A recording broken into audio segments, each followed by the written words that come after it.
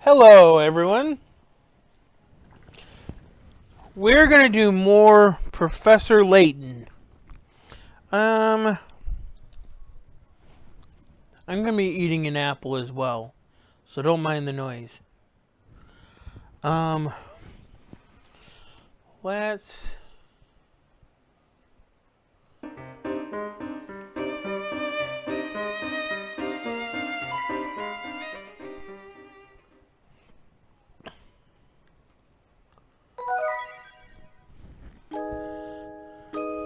Our story so far.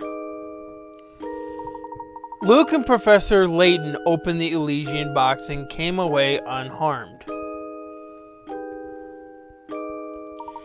Having now opened the box, the pair returns to town to confirm a newly formed suspicion. With Sammy's help, Luke and Professor Layton gain access to the Herzl Museum. Inside the museum, the pair continues their search for facts relating to the Elysian box.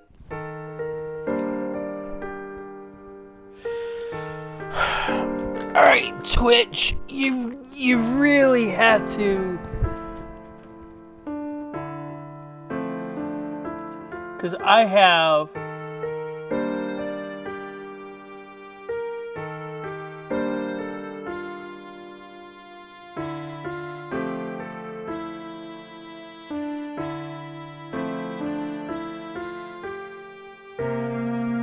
Alright.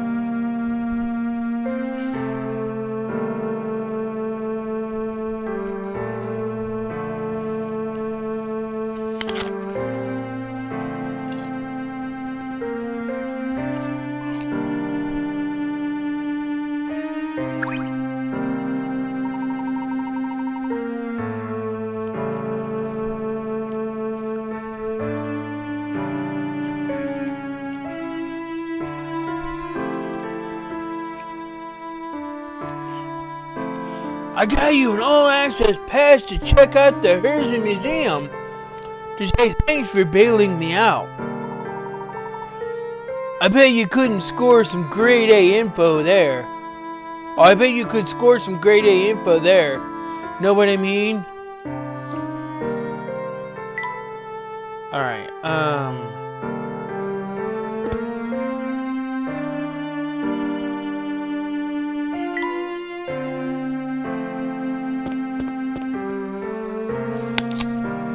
we're gonna go to Riddleton's shack.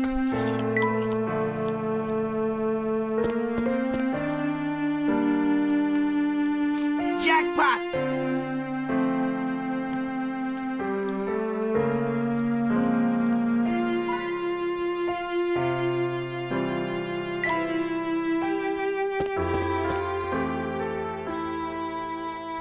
Found one!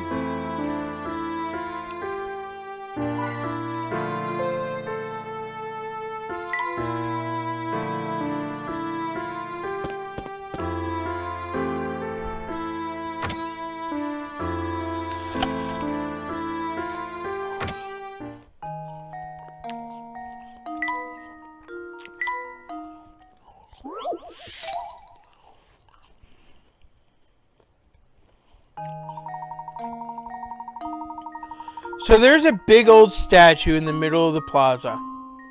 When you take away the area occupied by the statue, the plaza looks kinda donut-like in shape. What you gotta do is divide this donut plaza into two identically shaped parts, using only one line. Oh, and before you get any big ideas, the dotted line shown below or to the right won't cut it, because there are actually two lines. Draw your answer on the touchscreen. Yeah, they are exactly two lines.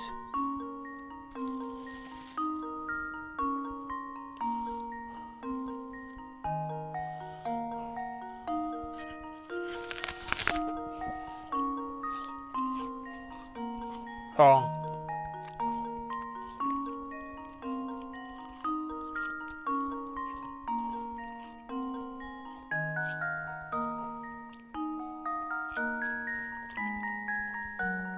I can do one single line and divide this into two identical parts.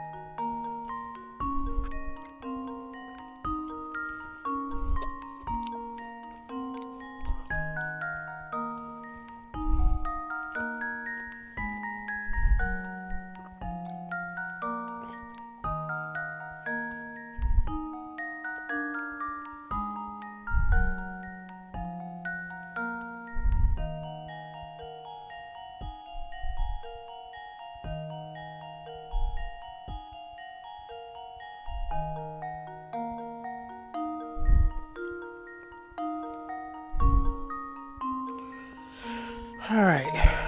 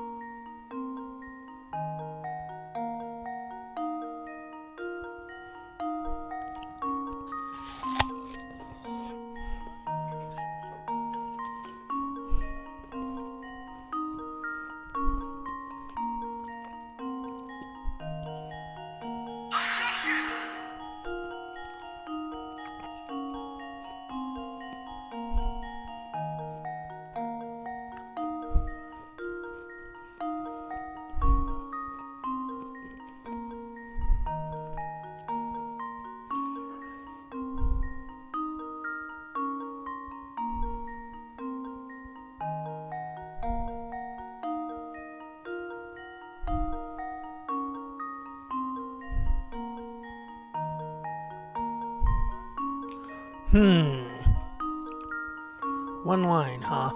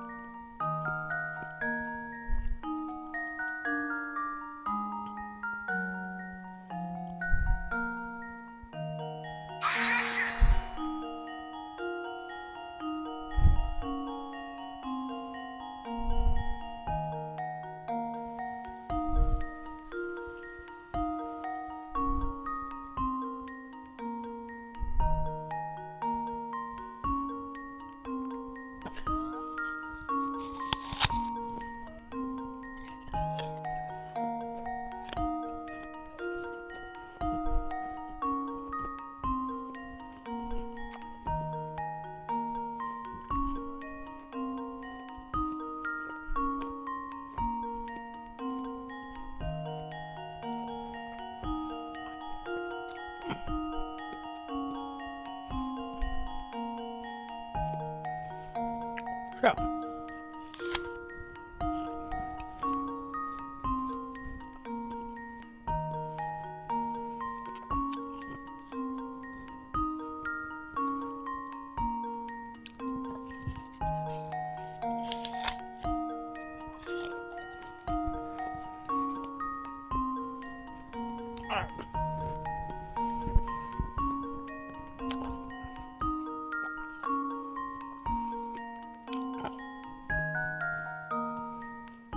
Whoops.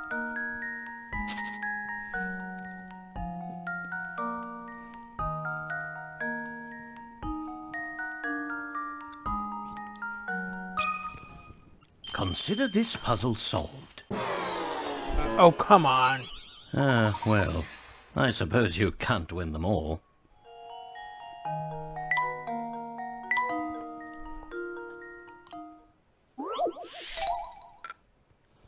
He's gonna judge me on how I draw this circle.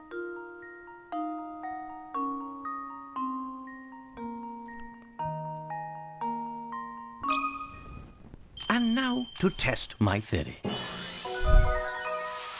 A true gentleman leaves no puzzle unsolved.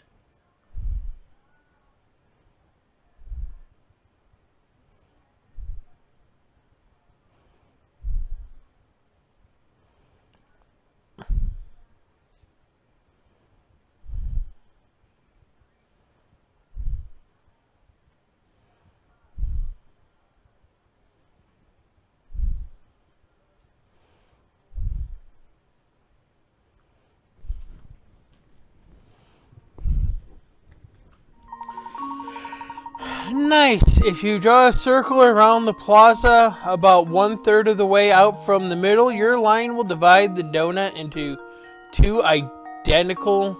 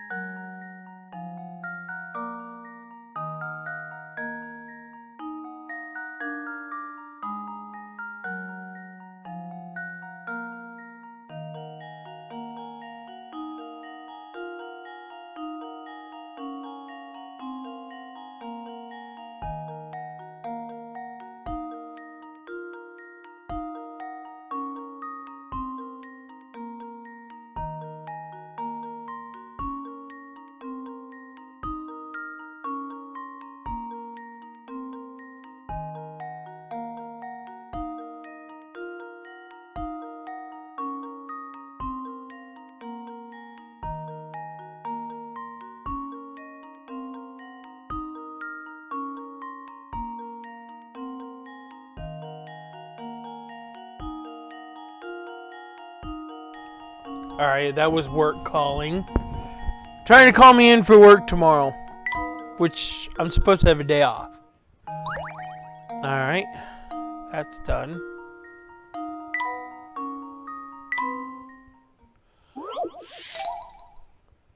Smell the roses again.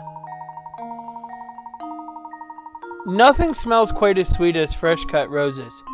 Can you help freshen up the whole room with their fragrance? Tap a square with your stylus to place a rose. The fragrance of each rose reaches two spaces in all directions, but can't penetrate walls.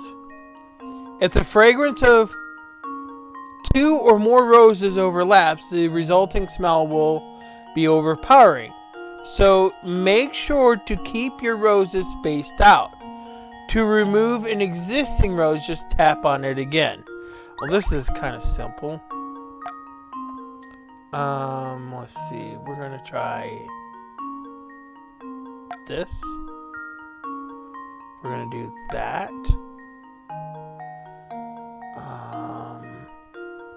I want to do that.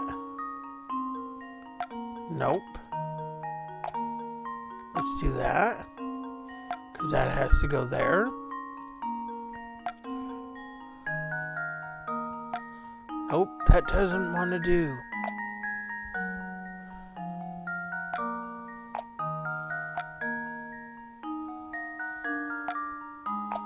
It's gonna give me...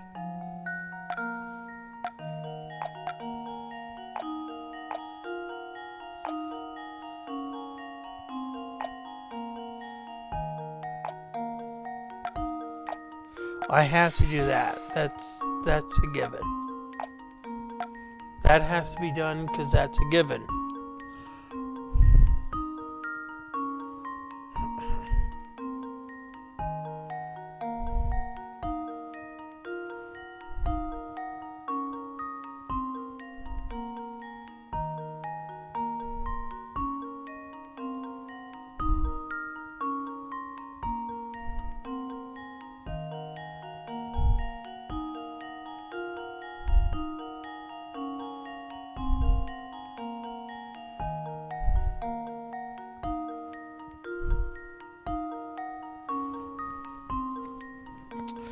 Alright, what can I do to fix this?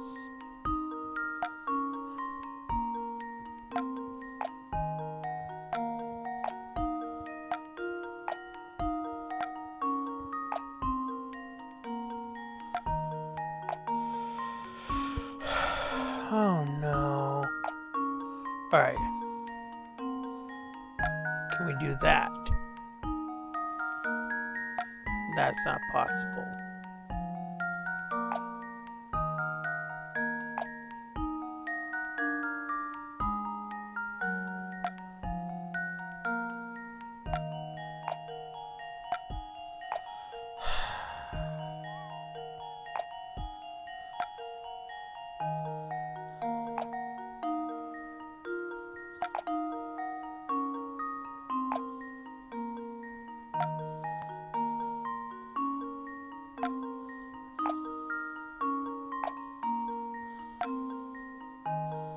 Okay.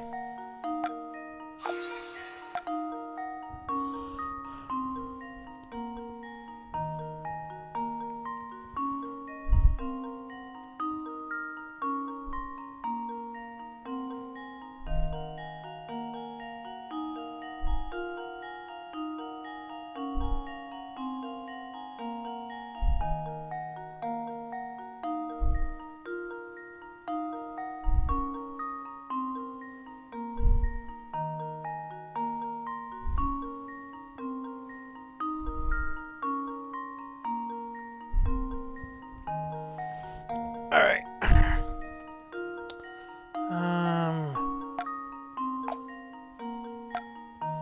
No.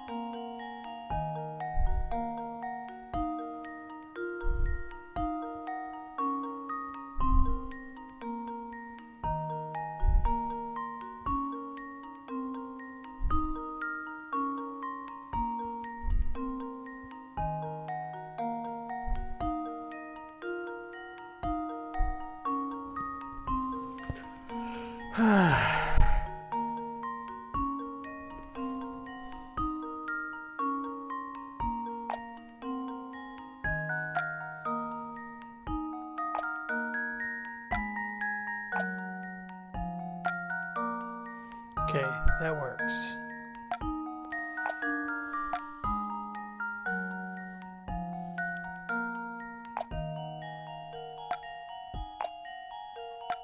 I can't do that. Okay.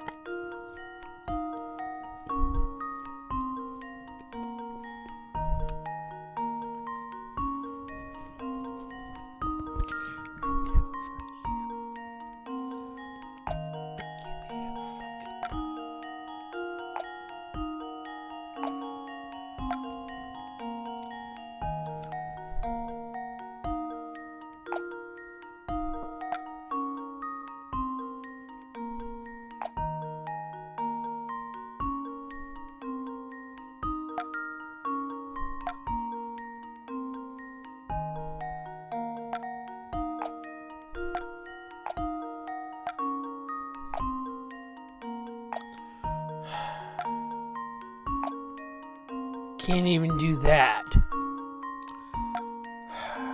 Okay. So I'm gonna have to do that.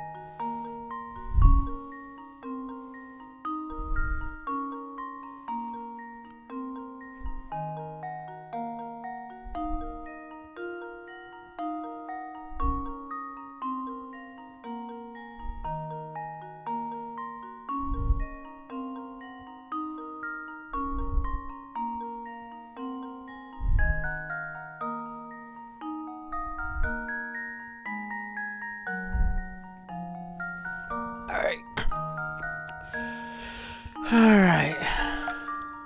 So I gotta take this back. Just leave it to me. Layton's apprentice strikes again.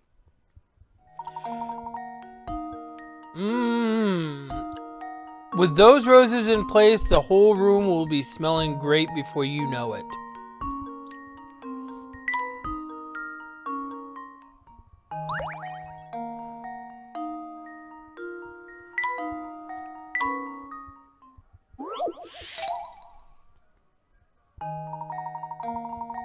A long line of jars and cans sits on the counter. Your job is to rearrange these items so that both jars and cans are grouped with items of the same type. However, in doing so, you must always move 2 containers at once. Move items around by touching the red icon between 2 containers and dragging the selected pair of items around with your stylus.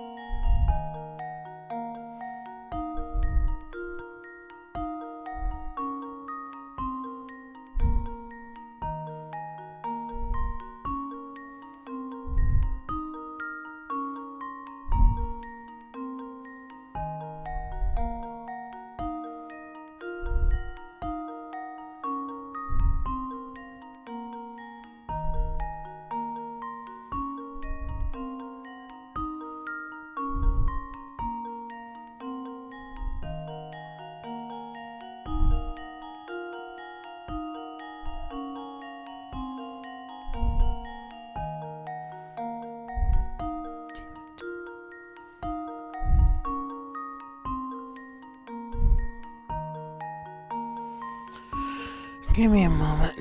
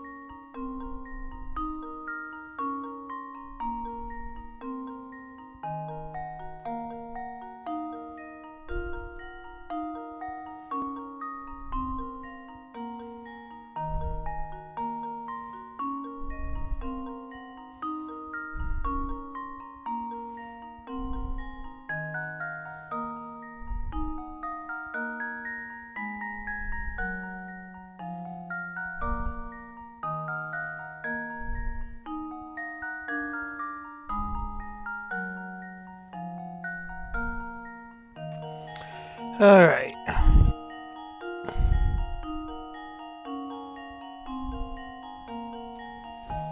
Alright. Second and third.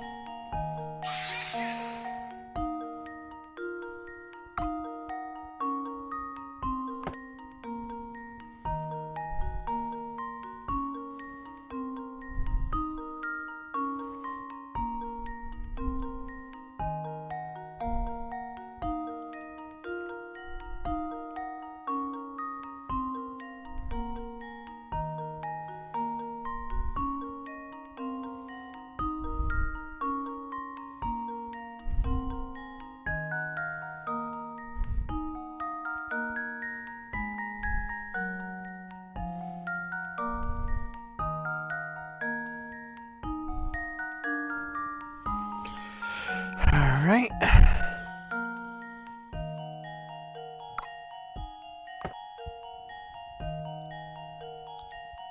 I'm going to say these two.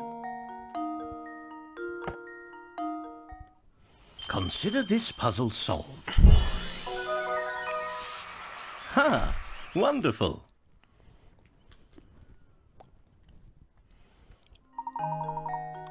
Well done. You can solve this puzzle in as few as 4 moves. How many moves did it take you? About 4.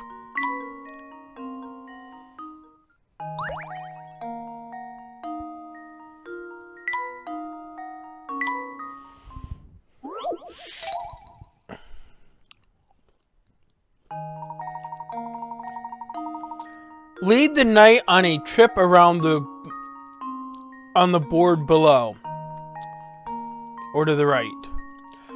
Chess knights move 2 squares forward and 1 square perpendicular on each turn.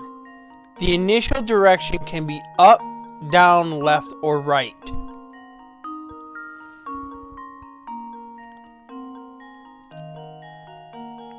Move this knight around the entire board, landing on each square only once.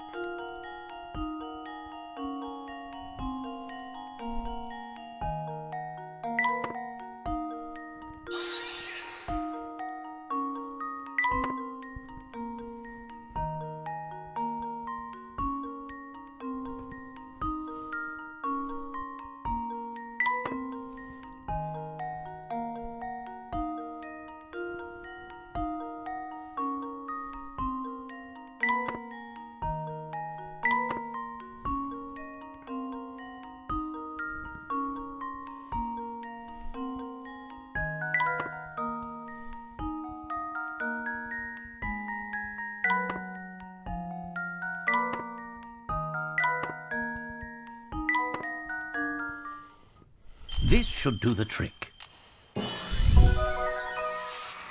Ha! Wonderful!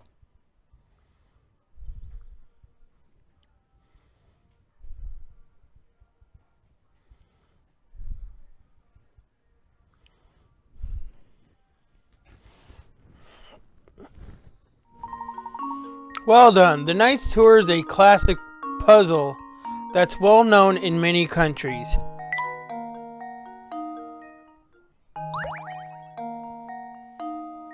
And the tug of war.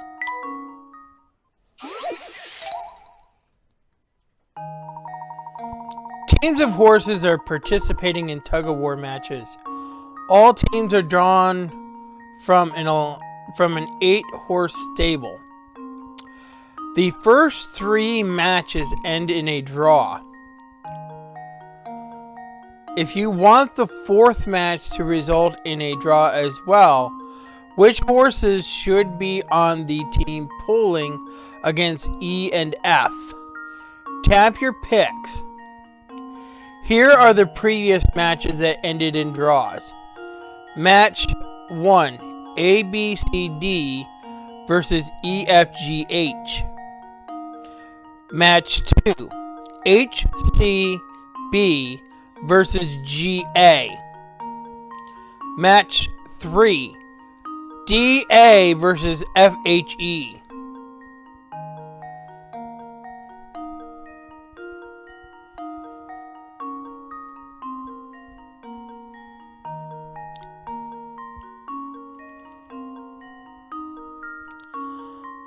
I'm going to say D and A.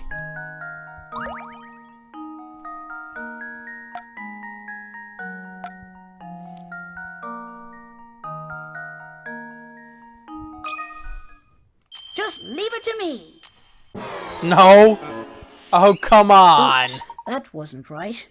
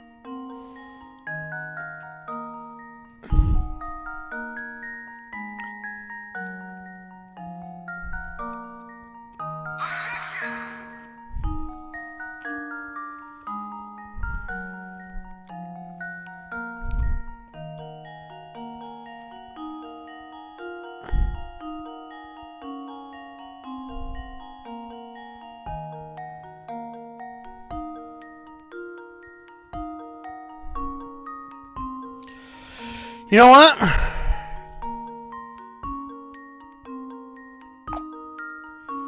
I'm gonna do that. Just leave it to me. Layton's apprentice strikes again. That made no sense, but...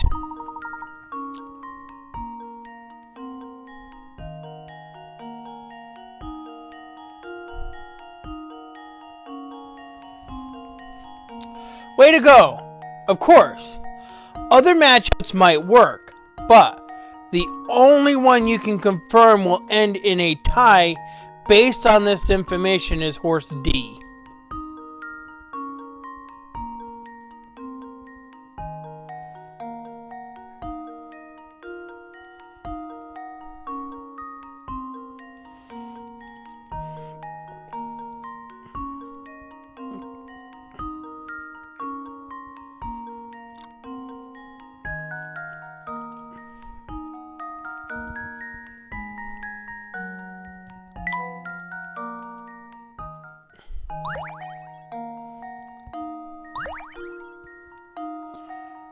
Diary key, huh?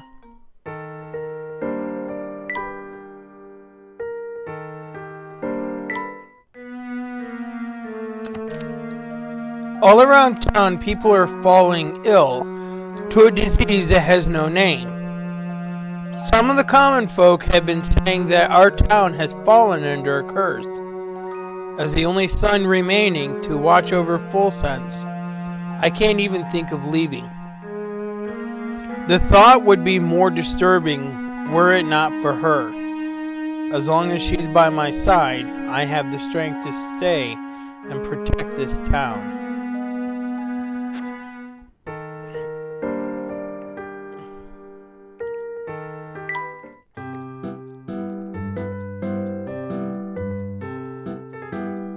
Alright.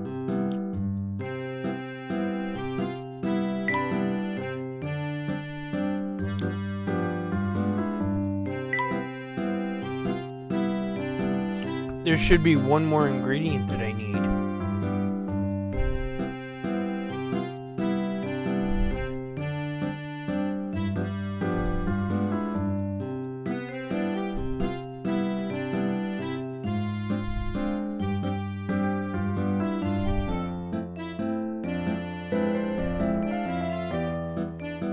I need Cinder Horse.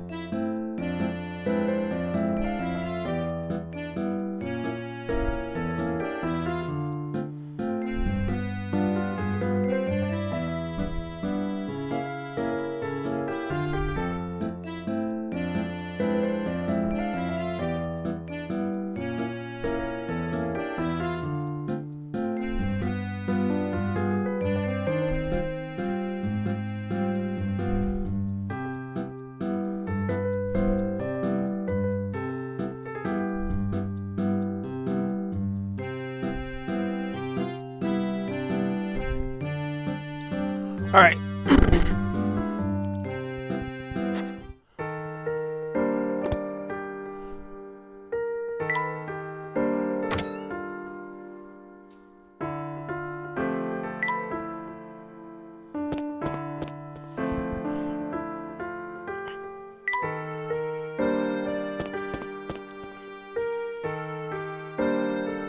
Oh, over here.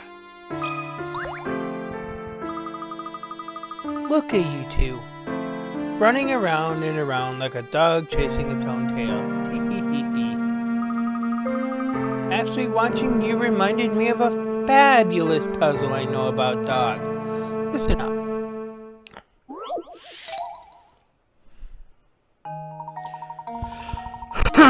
A girl takes her dog out.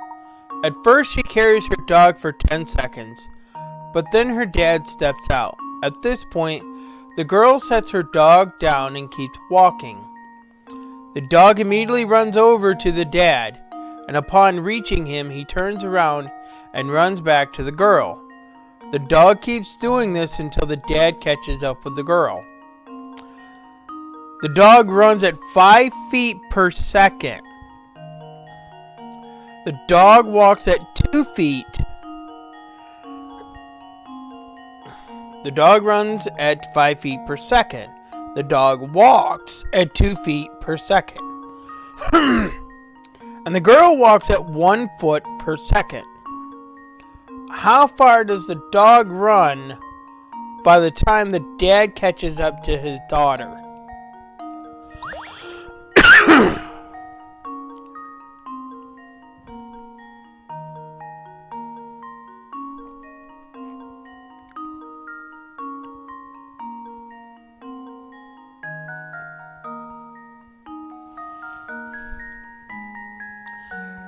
All right.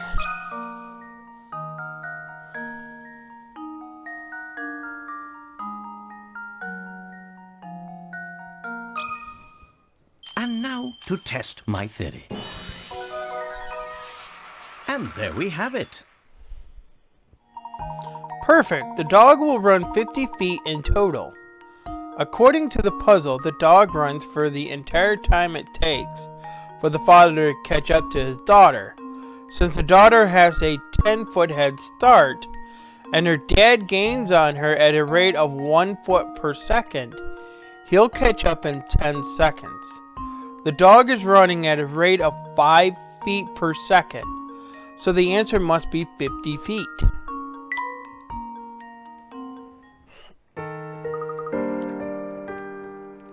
Ooh, nice work, you two. You guys run around like dogs, but you've got it going on upstairs too, don't you?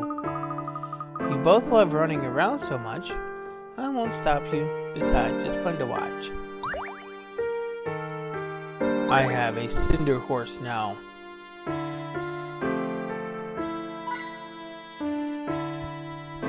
Alright. Now,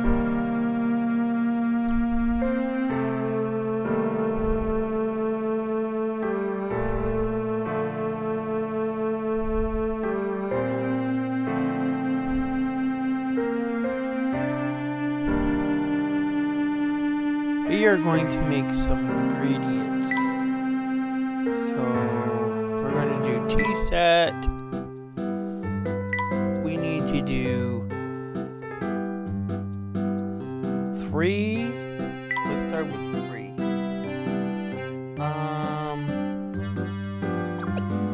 Oasis leaf, brisk berry,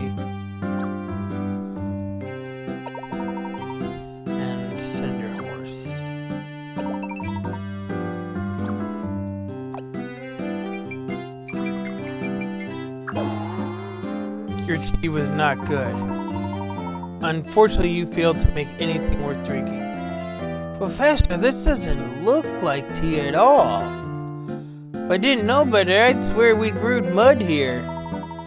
It is rather viscous. How in the world did this happen? We must have brewed a few incompatible ingredients together. You're quite right there, Luke. Next time, let's try a different combination, shall we? I thought I had that right. Oh, I did it wrong. Alright. We're going to start with Oasis Leaf. We're going to do with Pearl Tart Seed and Cinder.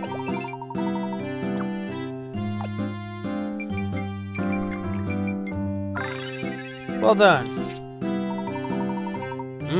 What an interesting blend of fruitiness and subtle smokiness. Well, I've heard you can use the tea leaves from this blend to predict your love life. I'm impressed, Luke. That's the first I've heard on that subject. Have you been studying up on tea? But of course, Professor. I couldn't rightly call myself your apprentice if I didn't. Alright. Let's see, what's the next one? We need to do 8. Which is briskberry, joyroot clover, and cinder.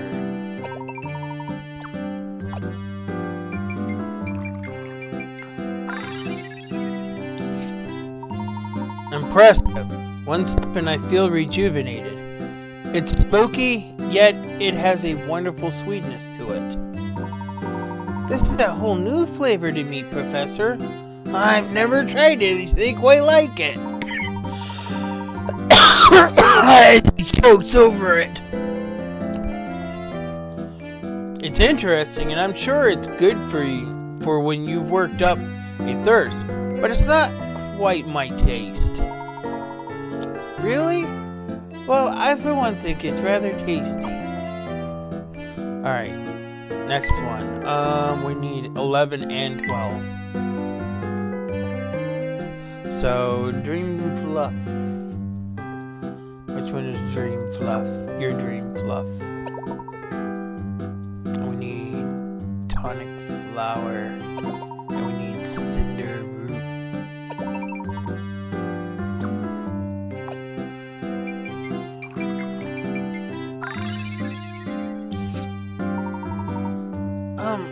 What's this flavor? It's a bit odd. It certainly has a distinct taste. But you know, Luke, the more I drink of it, the more I like it. If you're that fond of it, you're more than welcome to the cup I've been drinking. Sorry to hear that cinder flower is in your cup of tea, Luke. Joyroot clover. Let's start with joyroot. And we're doing pepper cherry and cindy root.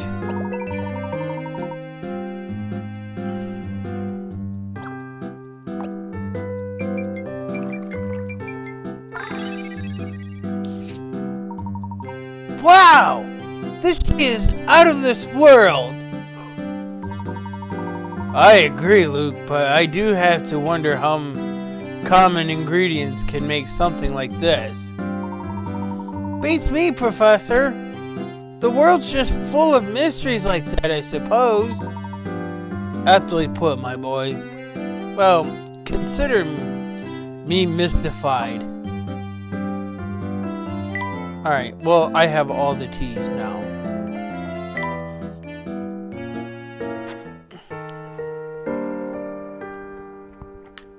Alright.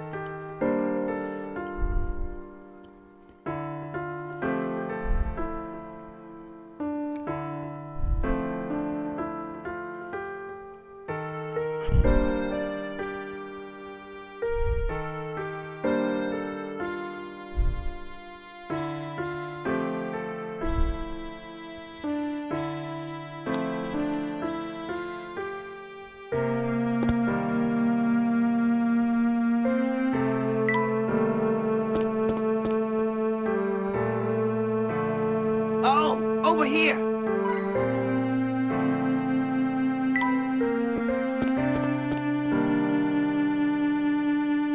Oh, over here.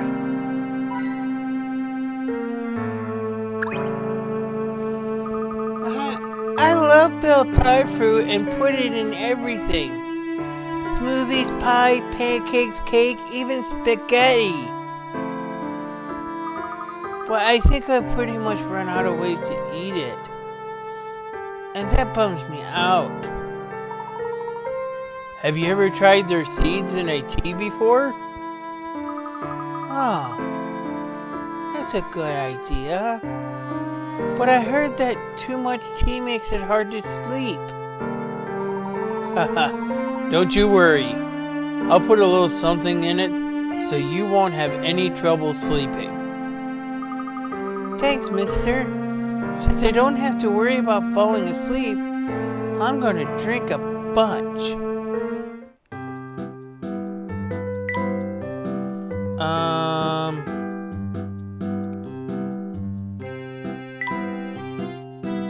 A unique blend of fruity flavor with smoky undertones. It leaves to see your future. No. A tea loved by women and children, its refreshing sweetness is the secret to its popularity.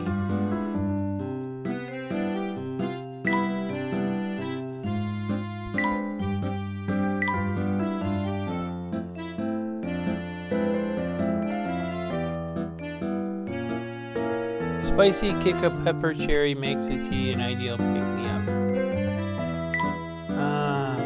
Sweet and sour with a subtle bitter flavor. This complex tea is ideal for discerning adults.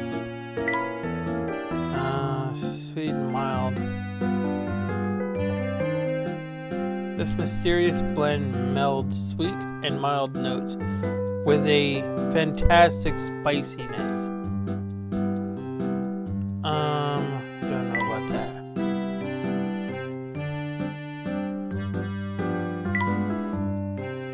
Soothing in scent and mildly fruity in flavor, its vitamin-packed tea addresses all kinds of beauty woes.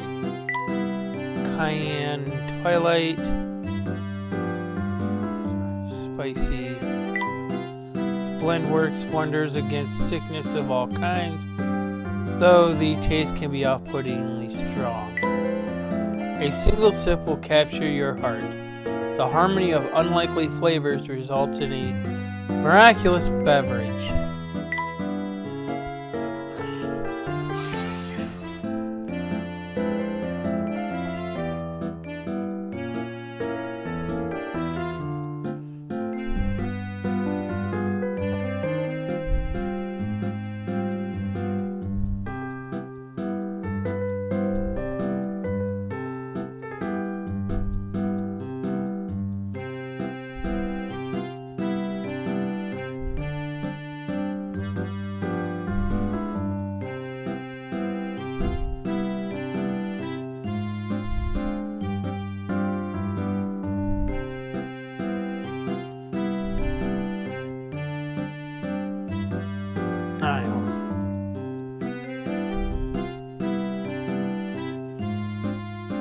Radiance blend number 9.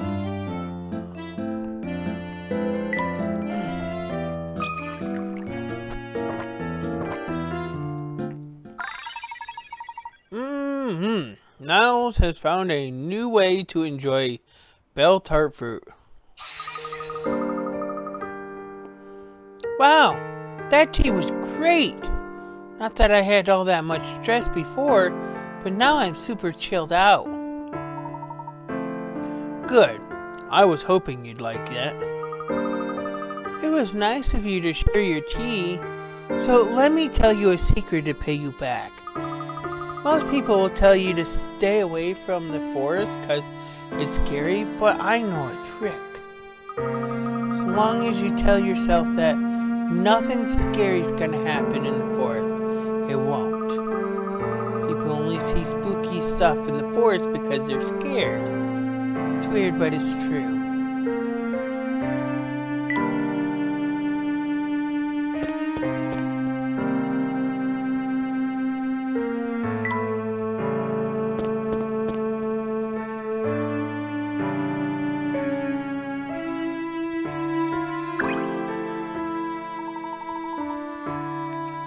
Folsense used to be home to many families of noble birth. Then Duke Herzen discovered a vast gold deposit in the outskirts of town, which changed everything. Folsense developed rapidly, but word of the gold brought in all sorts of unsavory types. It's such a shame. This used to be such an enchanting town.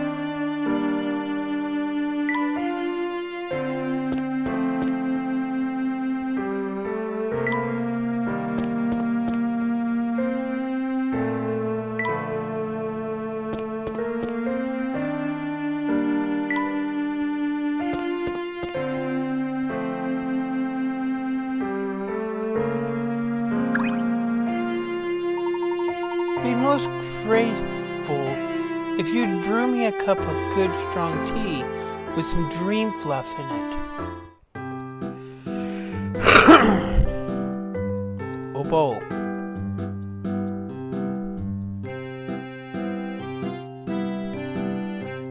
Cinder flower.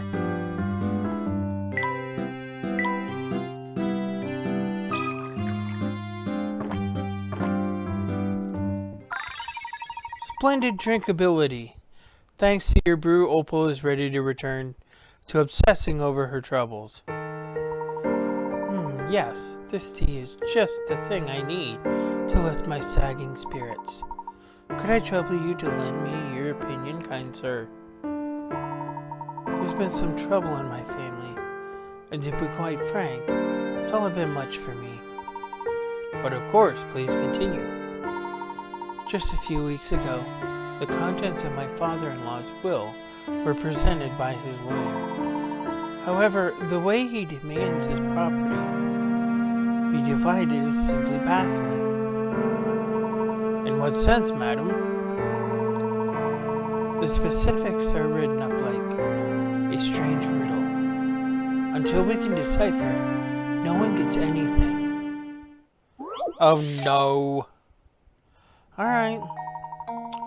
A wealthy land baron passed away, leaving his land to be divided among his sons. A section of his will is written below.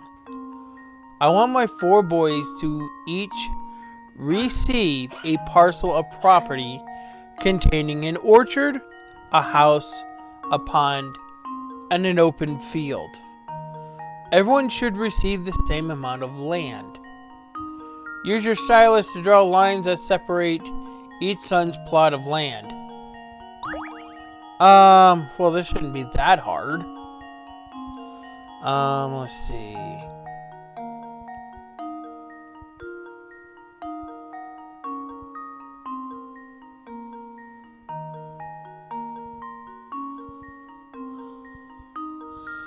Okay.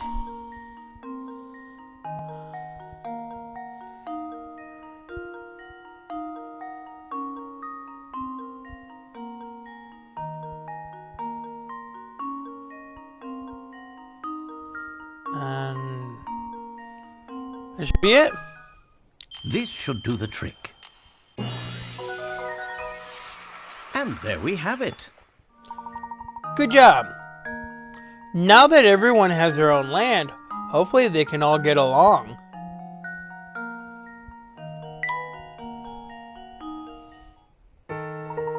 Now that everyone has the same amount of land, they can finally stop grumbling.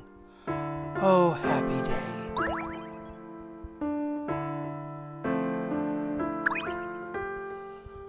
I'm not cut out for all this running around, man. Check out how gnarly my shoulders are. This is my strumming arm, man. How am I supposed to hold my axe when I'm all tense like this? I don't know. I didn't know you played guitar. Never mind that. I hear there's a tea that fixes like everything. Messed up shoulders, paper cuts, split ends, whatever, you name it. That tea will fix it. That's certainly the first time I've heard of such a tea. Yeah, man, a little foggy on the specifics, but I hear all sorts of good stuff about that blend. One sip fills you with energy and mellows you out at the same time. Far out, huh? Now everything I'm saying just a rumor I heard. But if that tea is out there, I gotta give me some of that. Well, you've intrigued me, Sammy. Let's see if we can discover the composition of this mystery blend. What, for real? You're gonna make me a cup of this magic juice? Oh man, this is gonna be sweet. Let's see. Something spicy, perfect. Scent, mildly fruit, nah.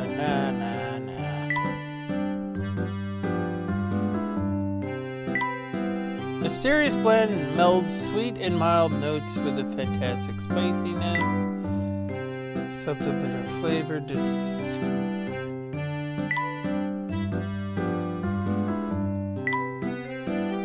Warms the body, improves circulation. Drink.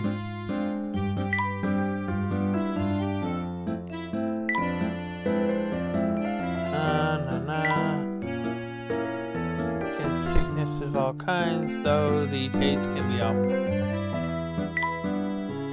Capture your heart, the harmony of unlikely flowers.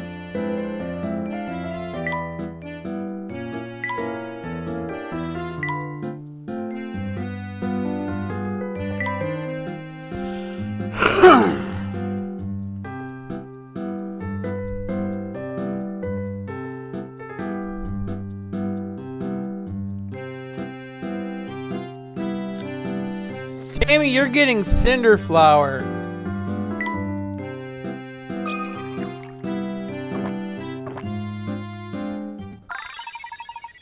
Yo! Sammy's back and ready to rock! Yow! That tastes so good! It made me hit a high note, man! Talk about original flavor! To top it off, my shoulders feel loose and ready to tackle whatever guitar solos come my way. Rock fans of the future are going to remember you as the man who saved Sammy Thunder's career. I'm not sure about that.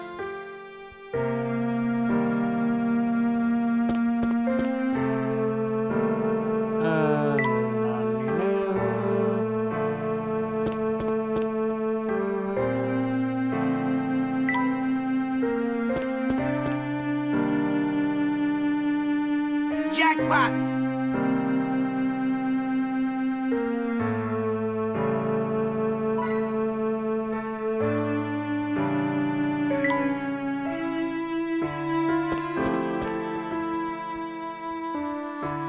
Jackpot!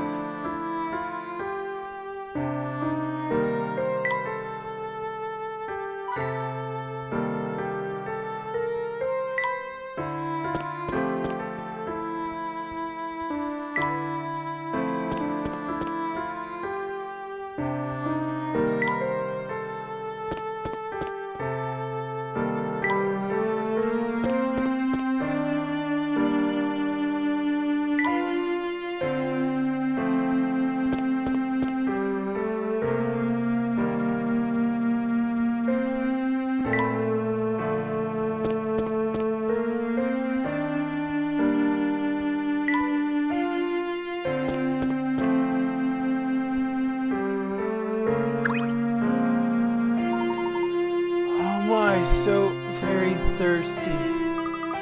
Are you alright, sir? To be honest, I've been better, sonny boy. Name's Gregorio, and I look just like pigs of mud. I've been sitting here all day pondering my next move, and well, it's pretty brutal work. Would a cup of tea help that thirst of yours? That'd be mighty kind of you, sonny boy. See what I can make. Once you're refreshed, thinking up your next move should be much easier.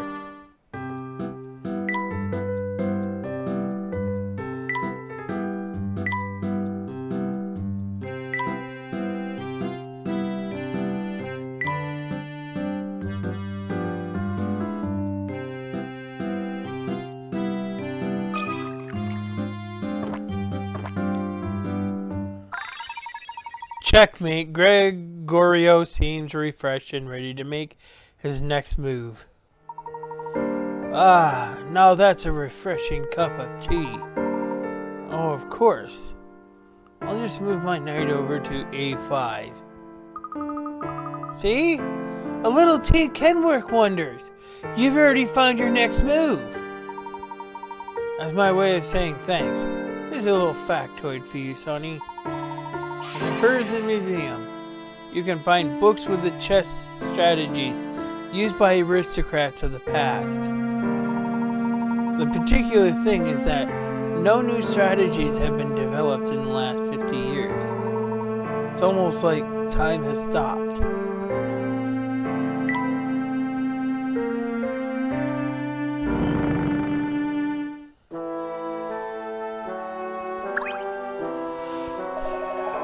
Welcome, friends. I'm Grinko, and I'm the curator of Herzen Museum.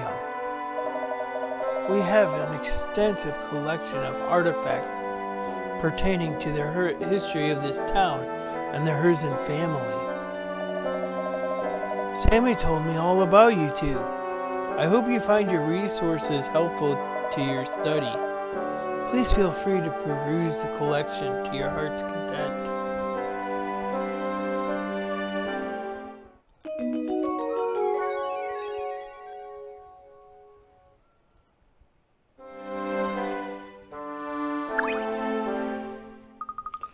Professor, take a look at this case of knickknacks. These appear to be common household items owned by the Herzen family. Some of them look positively ancient. Quite. The Herzen family clearly has a long and rich family history. These artifacts reveal the family's long history.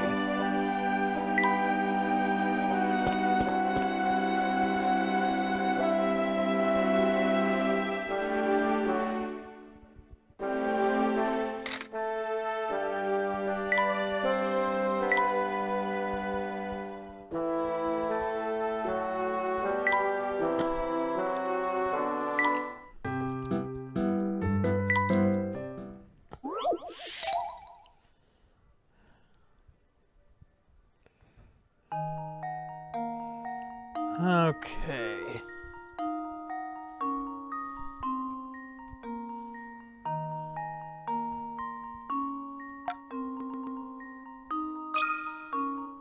Here goes. Well, I found one Piece of difference. cake.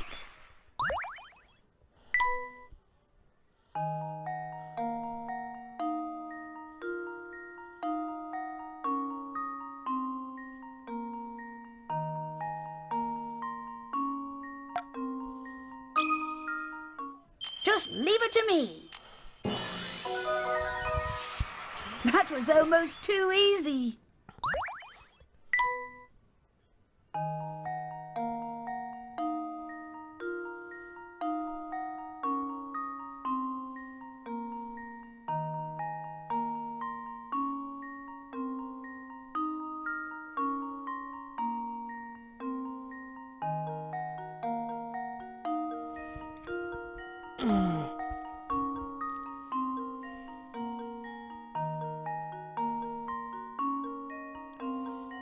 Anyone find another difference?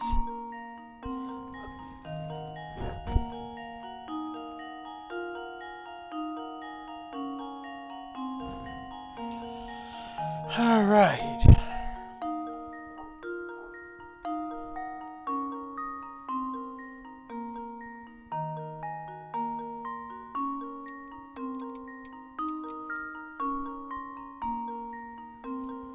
I know the second screen might be a little tough to see, but if you can think of the top portion being cut off, then you only have to worry about the lower sections. Like the curator's nose looks like it's cut off.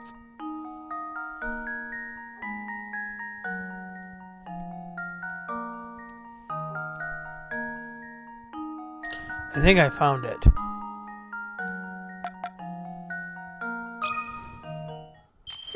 Let's see if this works. Layton's apprentice strikes again.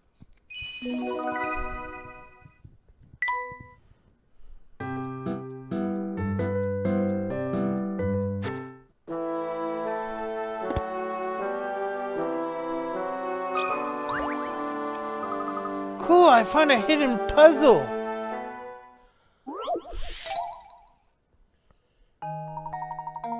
The box shown below or to the right has a height, width, and depth of 30 inches. Within this box, you'd like to place as many books as possible. Each book is 20 inches wide by 20 inches long by 10 inches thick. How many books can you pack into this box? Books can only be placed into the box in the closed position, but you can position each book however you like inside the box. So basically, if they're 20 wide, 10 inches deep, okay, 20 inches wide, 20 inches long, 10 inches thick. So it's other than its thickness, it's basically a square. And there should be room if you set it down in.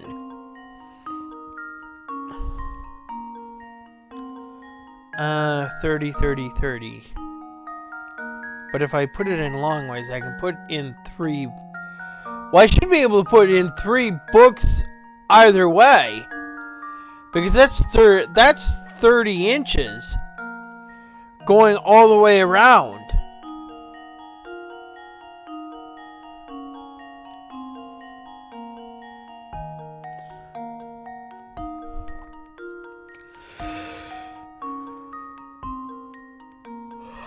And it should still fit with it being 30 inches wide. So it's a square box. But I think 3 is the right answer.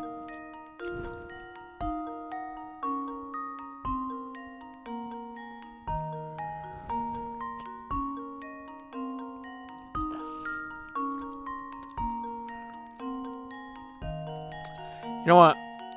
It sounds right. I'm going to put 3.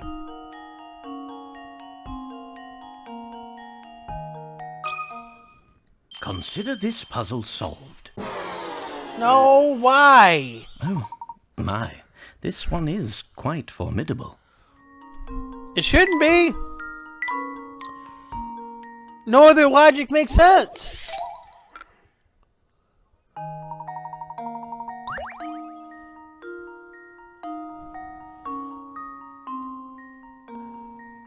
$20, 20, and 10.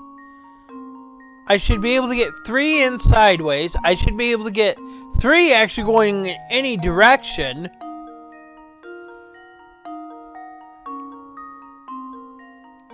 Should be 10 left if I do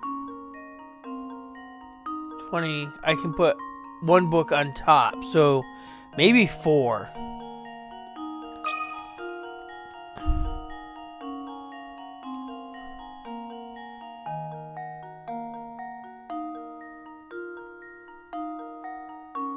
Maybe 4. And now to test my theory. Why? Well, I suppose that's one possibility eliminated. I am thinking in 3 dimensions, though.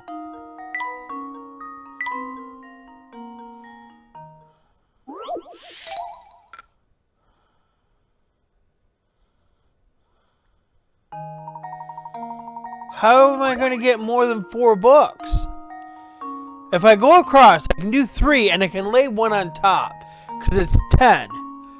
But even if I lay 3 books on its side, I should be able to get 1 book down its side.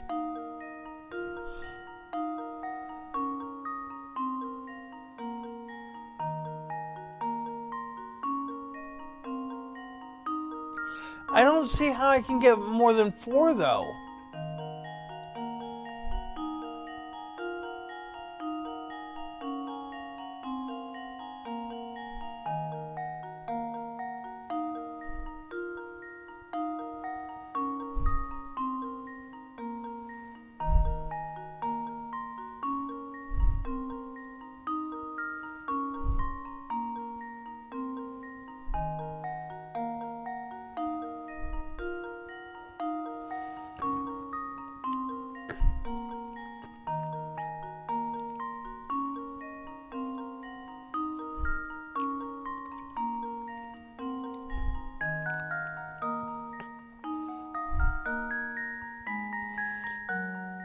Are you serious? So, it's saying that I can do 6 books. But, apparently, I can do a book on the side because it's only 20. It's only 20 inches wide. I can slide a book on each side, and I can get 4 books that way.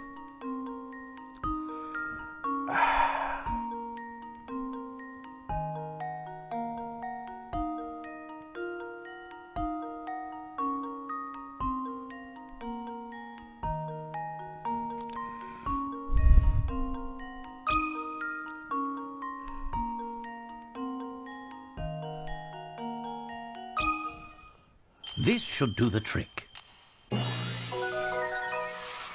And there we have it. So, over here, it shows 1, 2, 3 books. I was thinking 4, but right here it shows 1, 2, then you lay these up, and then there's 3 books right here. 1, 2, 3. And then you do the opposite going on to the top, so you should be able to lay 6 books.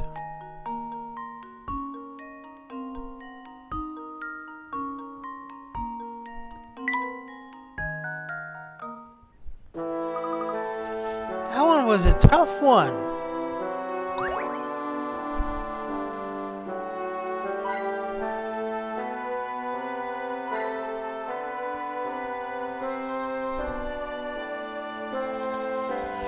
Alright, I officially hate that puzzle. Found one.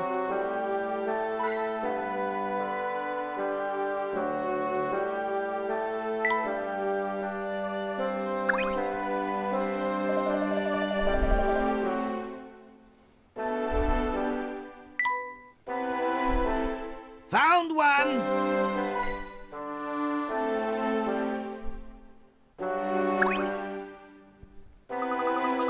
That's one impressive statue. I guess that must be Duke Herzen, huh? This entire museum appears to be dedicated to celebrating his achievements. So, I have to agree. But wait a second, I thought Mr. Beluga owns this place. Yes, I believe that's the case. Isn't it funny that he built this whole place to honor his father? Maybe he's not so bad after all.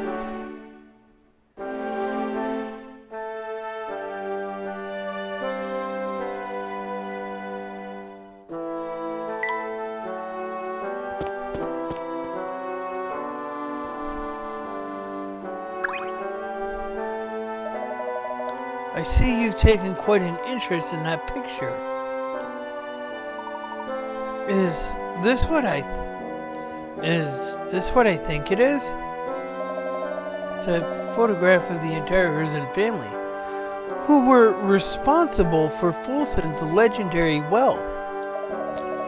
Its distinguished older gentleman on the left is Duke Herzen. His youngest son, Frederick, is in the middle, and his eldest son, Anton, is on the right. That Frederick, that's Mr. Beluga, the founder and owner of the Momentary Express, is it not? Well, you know him? Well, in addition to owning a railway, Frederick is a friend of mine, and owner of this museum. It's a sad story, really. He cut all ties to his father and left town 50 or so years ago. When he left, he took a small portion of the Herzen wealth and used it to start his railway. Yes, Frederick is quite a study in contradiction. A study in contradictions. He disliked his father enough to change his name, but he returned to Folsen to found this museum.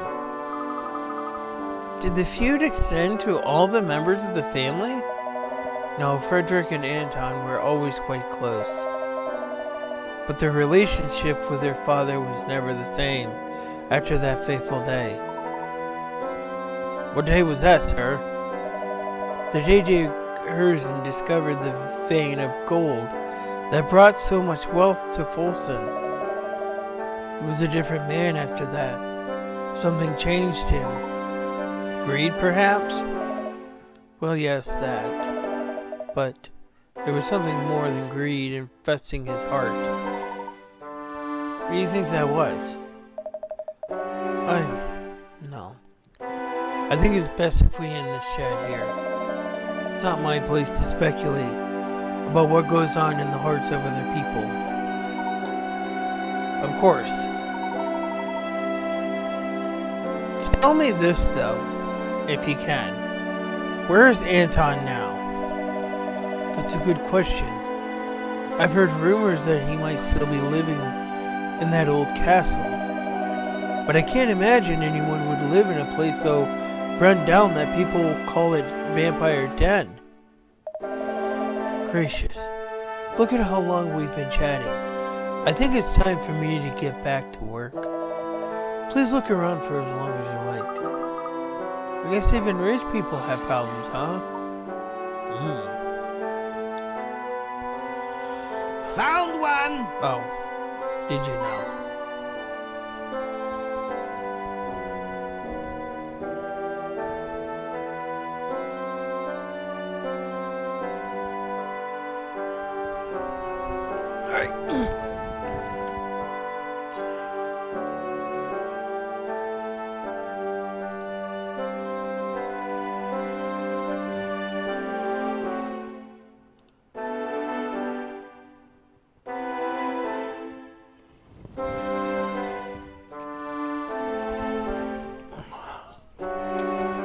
Alright.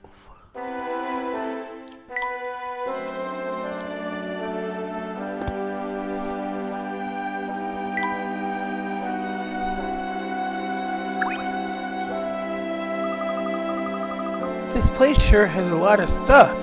Do you suppose it's a picture of the late Duke? I believe so, yes. The old Duke Herzen died a while back and left behind a massive fortune. If he's gone, who is the vampire the whole town's talking about? Sammy mentioned that Mr. Beluga had an older brother here. I'd say he's likely the man at the heart of all this talk. But if he's Mr. Beluga's older brother, he would have to be old and feeble by now. I thought vampires didn't age.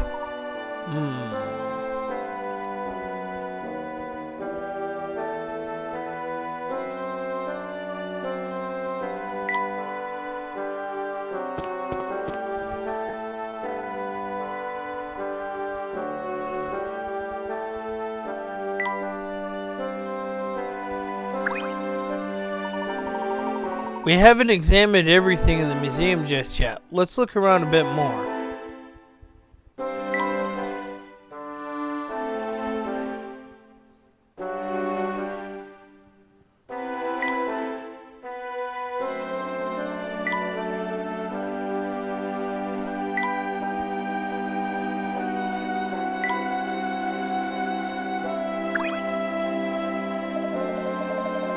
Am I correct in believing that you two are searching for a lead on the Elysian box? Yes, that's right. Would you happen to know anything about it? I'm sure you already know that the Elysian box is a Herzen family heirloom. At Mr. Beluga's request, I've been researching the history of Polson and the Herzen family. In doing so, I uncovered a secret in this town's history that reveals the truth of the Elysian box. Intriguing. What is this secret you speak of?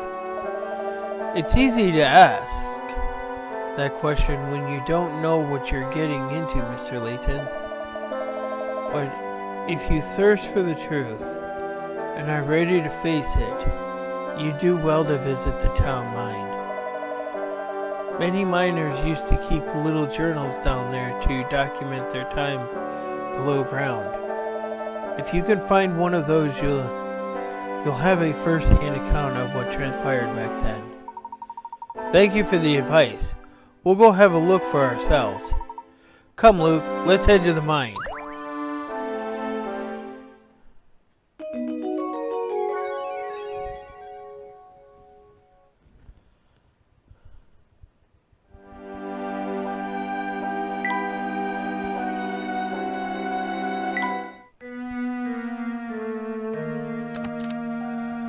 Oh, this wretched life of mine. The girl I loved and to whom I was betrothed has abandoned me and fled full sense.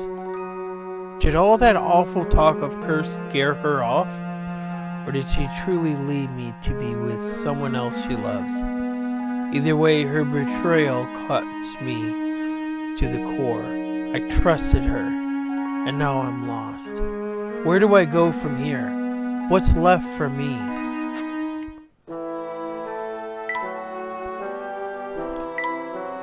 Apparently some miners used to keep personal journals down in the town gold mine. If I can find a first-hand account of the town's past, I may be able to understand the Elysian box more fully. But how to get one of those journals?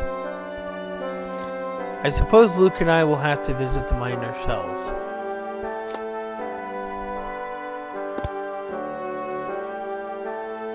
Found one!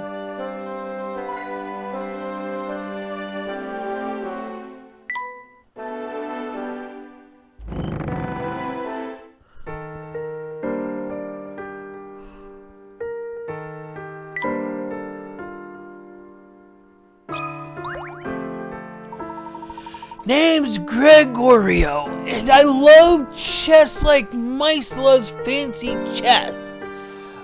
Fancy cheese.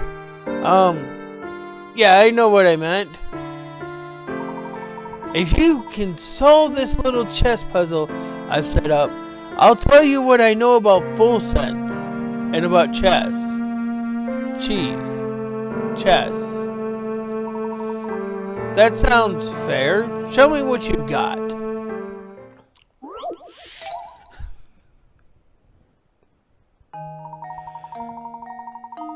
Lead the knight on a trip around the board below. Chess knights move 2 squares forward and 1 square perpendicular. On each turn, the initial direction can be up, down, left, or right. Move this knight around the entire board, landing on each square only once.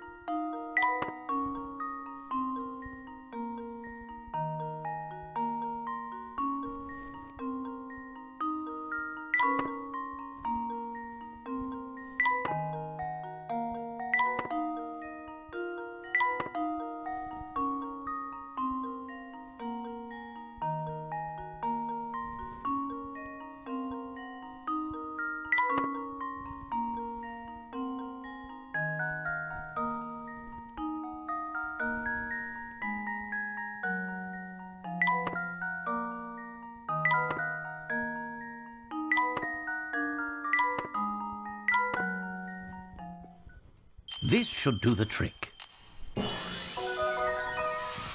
And there we have it. Well done. That's all it said. Sharp thinking, sonny boy. Real sharp.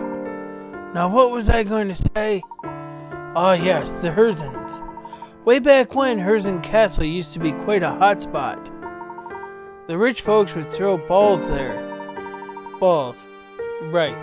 Now though, no one will go near the place. The castle supposedly got a vampire living into it. But I wouldn't give for those things to go back to the way they were.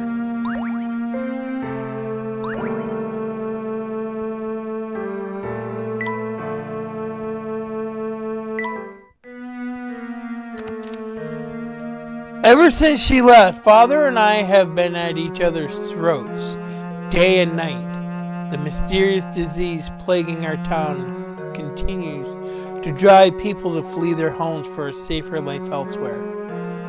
If only she had stayed with me, I feel like I could have weathered the storm. I still ask myself why she left this town. If she truly loved me the way... If she truly loved me, then why did she leave?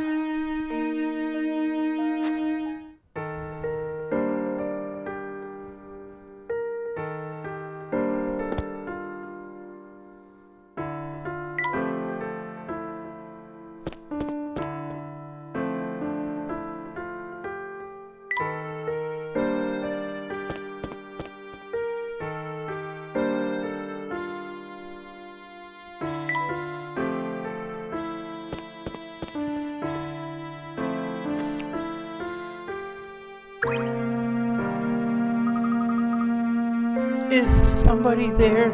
I could use a little help. Are you all right there, madam? Your legs are shaking. My circulation isn't so good, so I get the chills really easily. When it gets bad like this, my legs wobble so much, I feel like I'm standing on ice. That sounds terrible. Indeed it does. Might we offer you a little tea to help you shake that chill?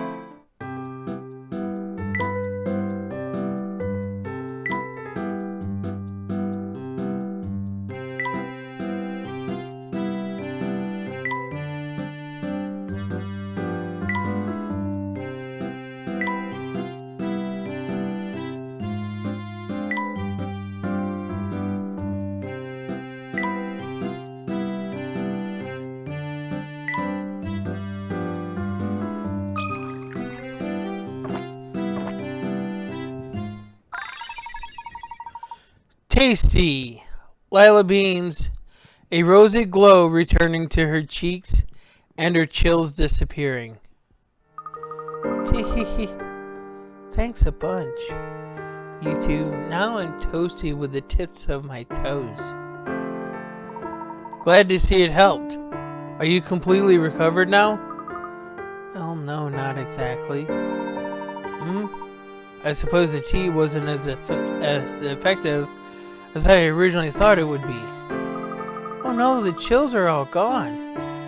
But now I've got a cramp from all that shivering. Ow, ow, ow! Hey, something's moving behind your shoulder over there. I don't see anything back there. Oops. It was probably just a trick of the light. It seems to happen to a lot of people in full sets. Anywho, never you mind all that. And thanks so much for helping me out. I meant it. Okay, let's go with you. Oh ho, did you see that? Huh? See what? The ghosts, of course. One just floated by all oogity boogities, I swear. Oh, darn. I must have missed it. That's the 12th time today he's flown by. Golly, this must be the spot for ghost watching. I've been here for hours. It's all just so fascinating. I'm totally captivated. I'm sure it's all very exciting, but would you care to take a break and have a cup of tea? That sounds great! I scream like a banshee whenever I spot a ghost, and boy, is my throat sore. But if I'm going to take a tea break, let's make it a mysterious one. Woo! That means I'd like something sweet and kind of unusual.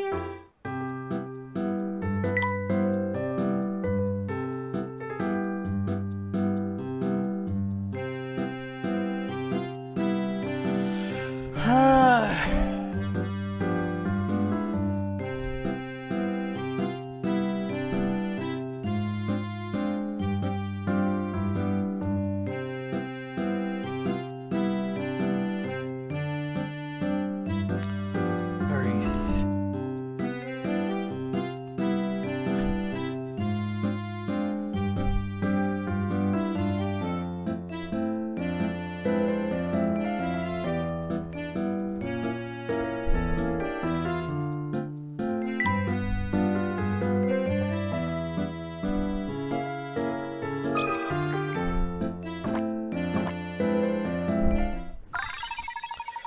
Scrumptious!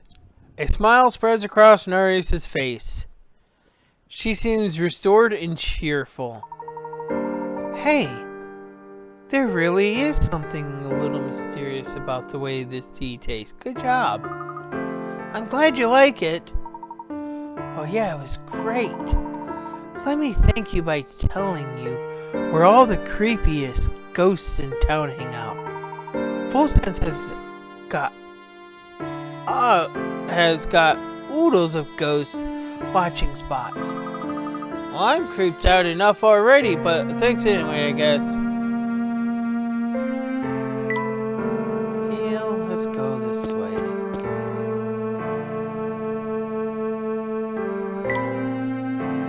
Wait a minute. I don't remember you standing there. Oh, great.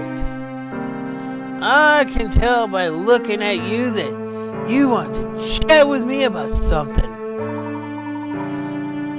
But before we do that, let's take care of a little business first.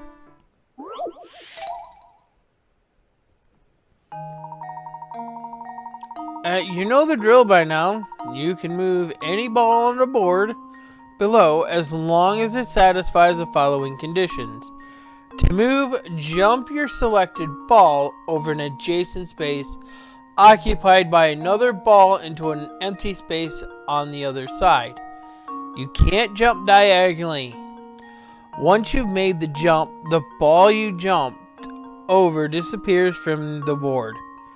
To complete the puzzle, you must remove all balls from the board except for one. Okay, enough rules. Try for yourself. Okay, Duke. Ah.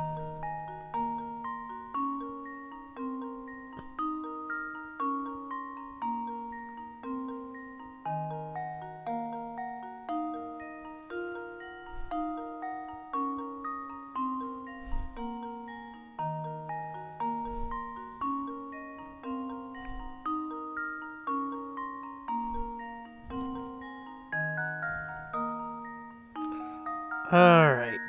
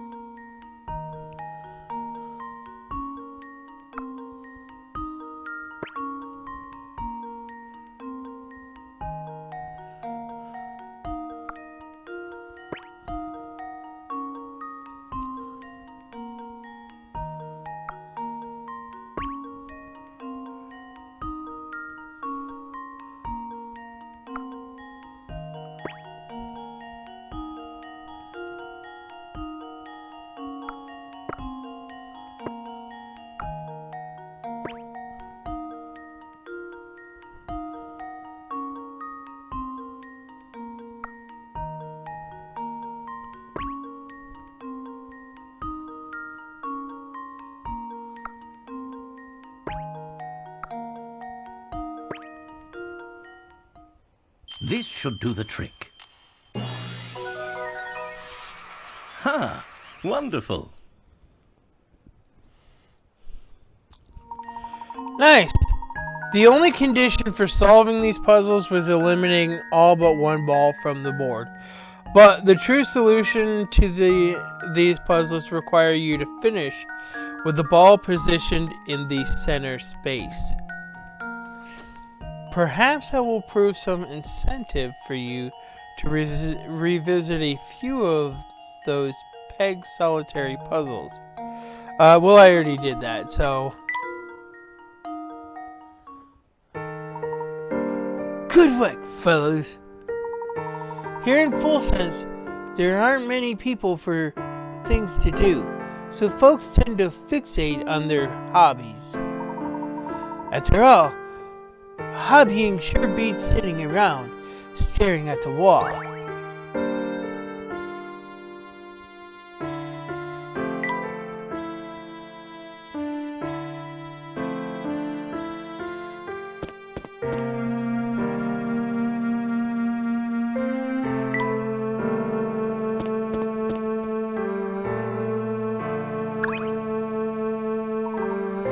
See these shades?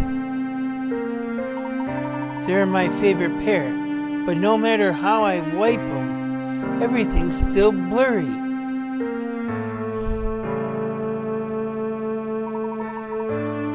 From where I stand, the lenses look just fine. Perhaps the root of the problem isn't your glasses at all. Tell me, do your eyes feel strained?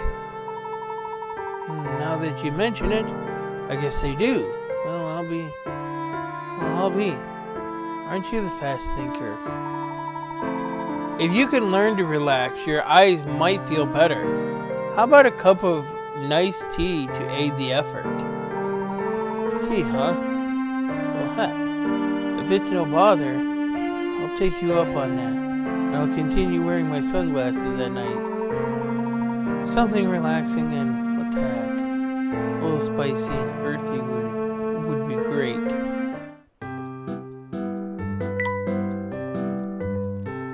This tea soon transforms into something spicy, perfect for unwinding.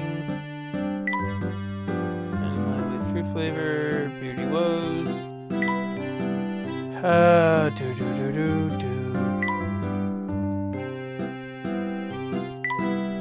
Spicy kick of pepper makes an ideal pick-me-up. Feeling a little down.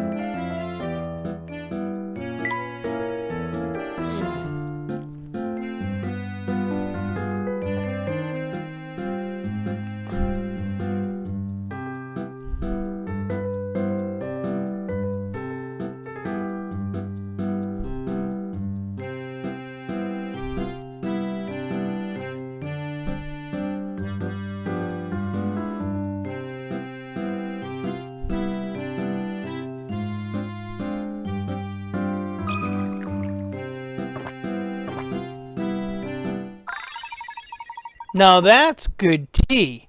Smile spreads across Ray's face. He seems restored and in high spirits. Oh, that's one spicy finish. I like. And you know, I think my eyes do feel better. Thanks for the tea. Really helped me out. Not again. What's the matter now, sir? I can still see that stupid fog. Maybe the air in Full Sense is just really polluted. And you two must have nerves of steel to come all the way out here. Well, that doesn't mean I won't test what you're made of. Try this puzzle for size. Below are 16 cards. There are 4 cards from each suit. Diamonds, clubs, spades, and hearts. The cards are arranged in a 4x4 grid, as shown below, and 4 cards have already been put down. Arrange the remaining cards so that each vertical column, horizontal row, and diagonal line of 4 cards contains 1 card from each suit. Tap a space to place a card there or to change a card's suit. Or change a card's suit. I'm playing Sudoku.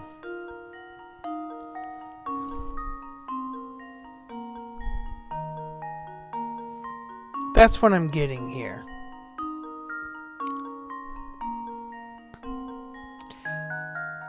Dang it.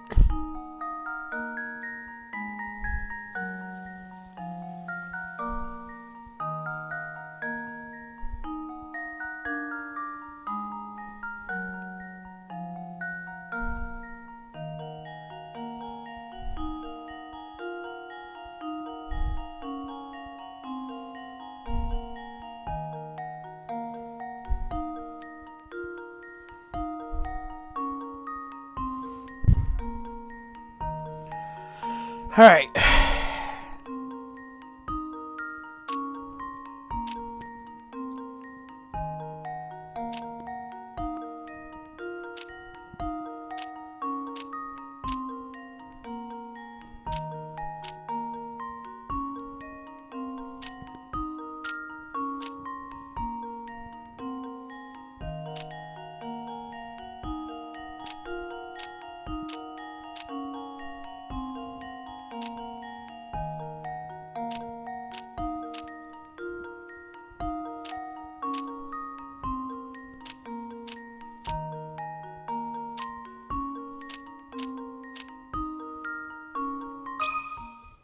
This should do the trick.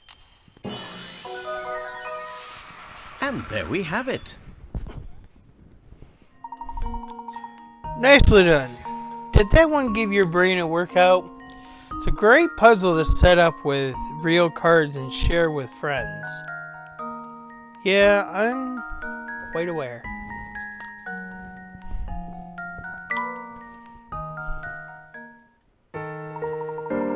Now that's what I'm talking about. Primo's puzzle solving right there. Listen, Herzen Castle's on the other side of this forest. No one will come within a mile of it. But I hear the Duke's fortune is just sitting there in piles. If you're thinking about heading in, keep your guard up against the vampire or whatever's in there.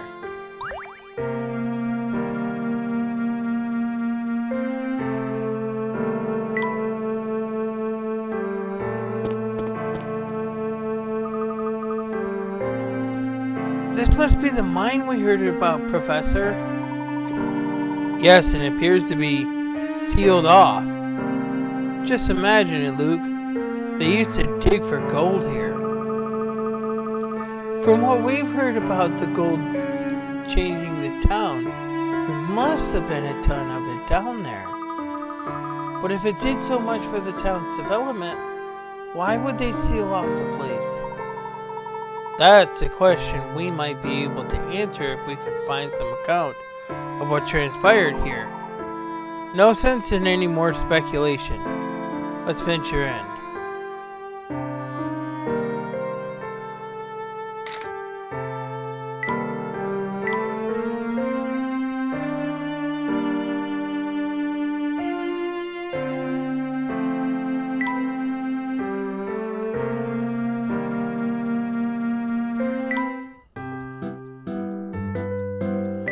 Alright.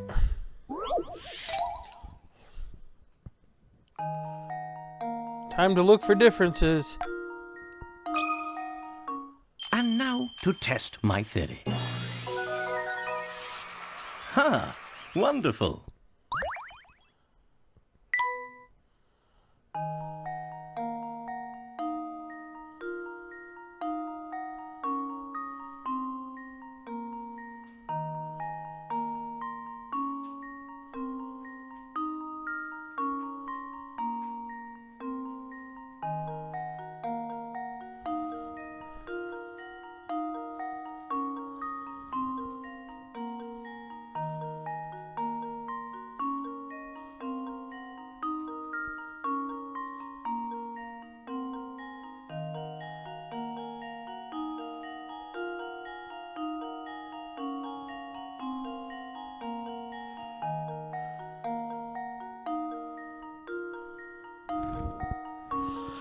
Alright, anyone can find a difference?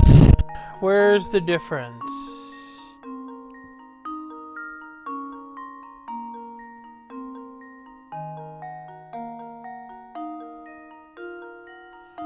This one's tough.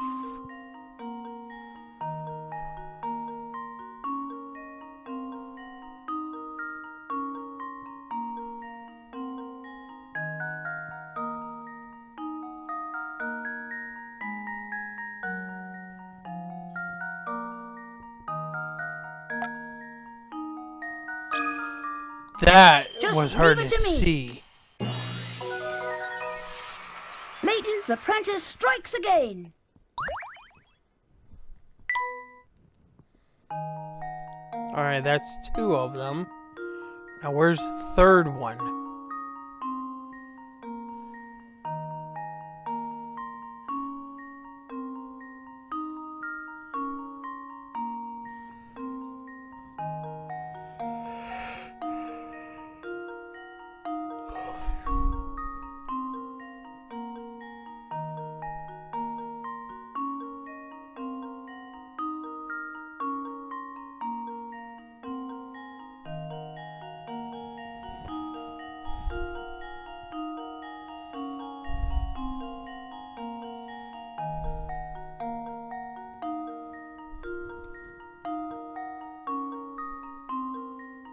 Aha.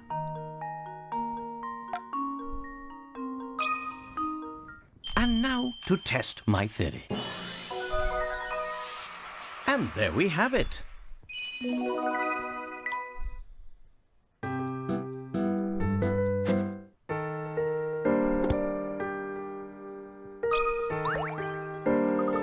Professor, I think I've stumbled upon a hidden puzzle here.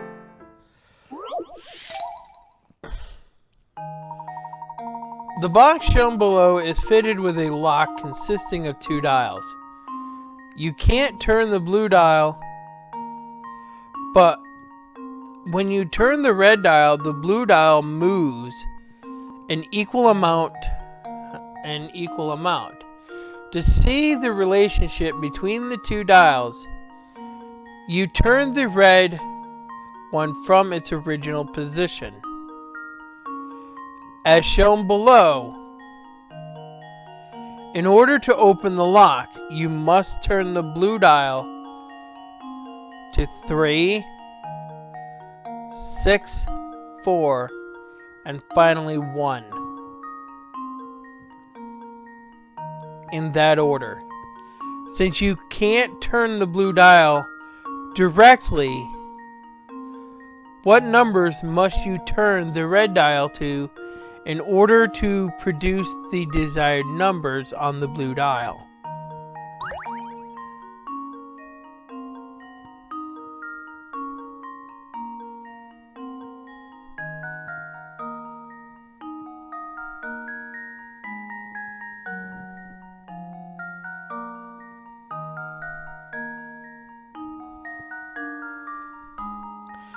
Let's see.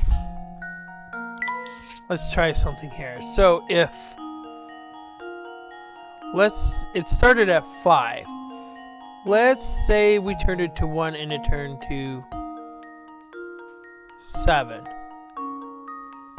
And then it's 1 for 2. And we turned it to 3. No, that doesn't work.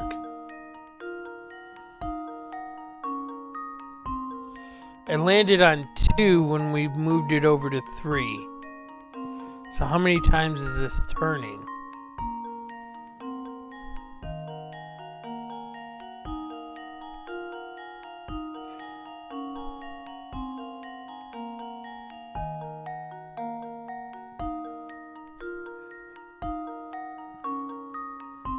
I don't know. I ain't doing it.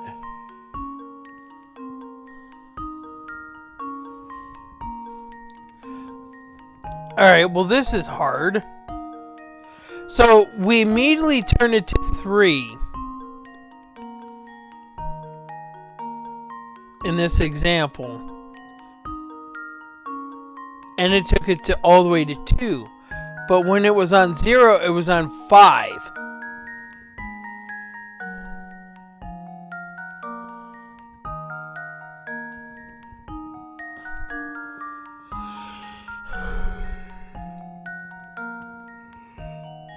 But we turned it to 2 and it went to 3.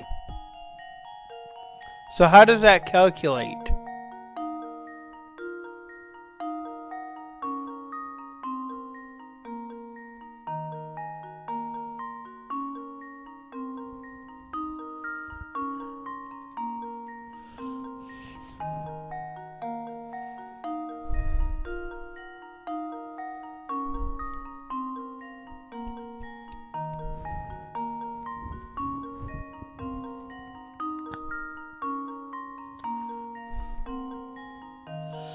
Because you can't do what I was thinking, that it moves like a certain number.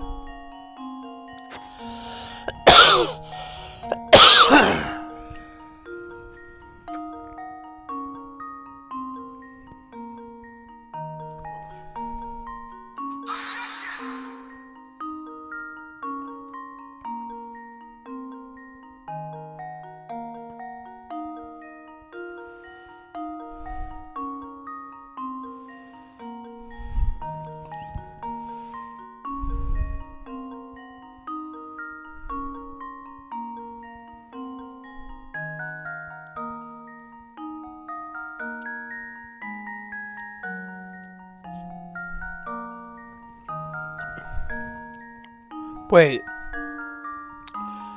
So if I turn the red one clockwise, that means I'm turning the blue one counterclockwise.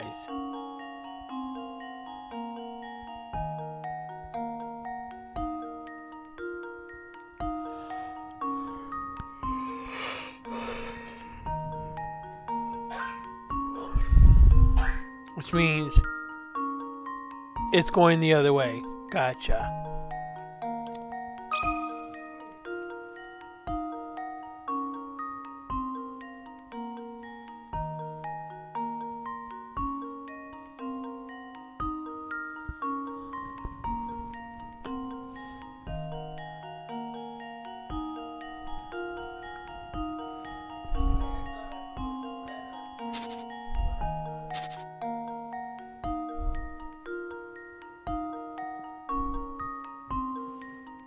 No. The numbers on the blue is 3, 6, 4, and 1.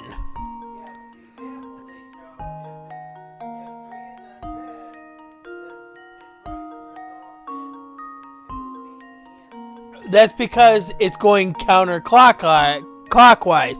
Because it started at 0 on red. Blue was on 5. If you turn it 1, 2, you have to turn the blue 1, 2 back. So it would be 4, then 3.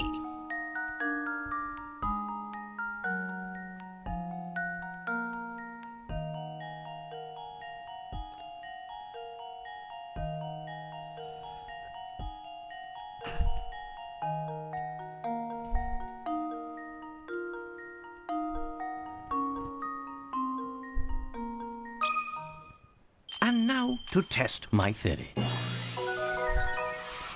A true gentleman leaves no puzzle unsolved. That was tough. The red dial has to be turned to 2, 7, 1, and finally 4 to produce the numbers you need on the blue. It turns out these two dials actually rotate in opposite directions. One great way to solve this problem is to create a chart with each dial's corresponding numbers, like the one to the left. See? 0 started with 5, so you go backwards on blue.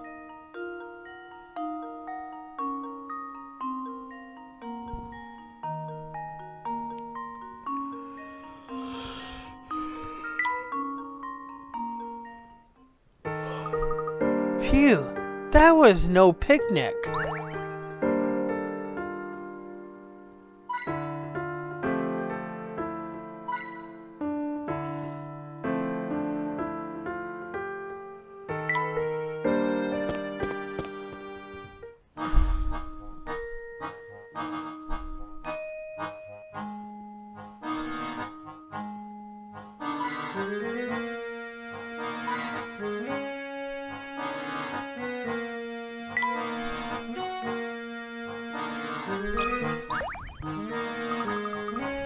This door isn't going to open, Professor.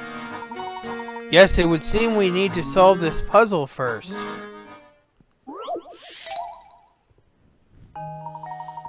The button that opens the door in front of you is buried deep within this machine, so you can't push it directly.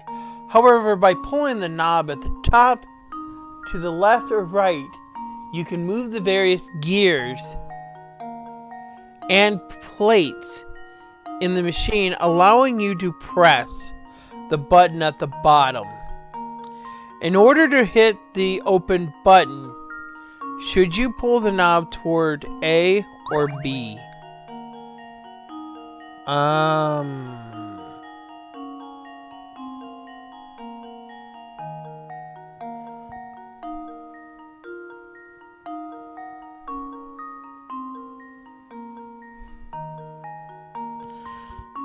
If I do it to B, turns it this way. Just gonna turn it this way. Just gonna turn this way. Just gonna pull this way. It's gonna turn that way. I'm gonna turn it to B. This should do the trick. And there we have it. I didn't look that one up. Nicely done. Moving the knob toward B will spin the gears in a way that causes the bottom lever to hit the open button. Since there are only 2 possible gears for this puzzle, you could have just guessed, but we're sure you thought one problem out before answering right.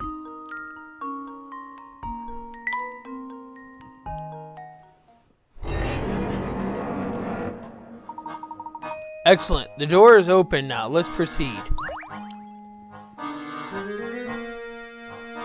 Oh, over here.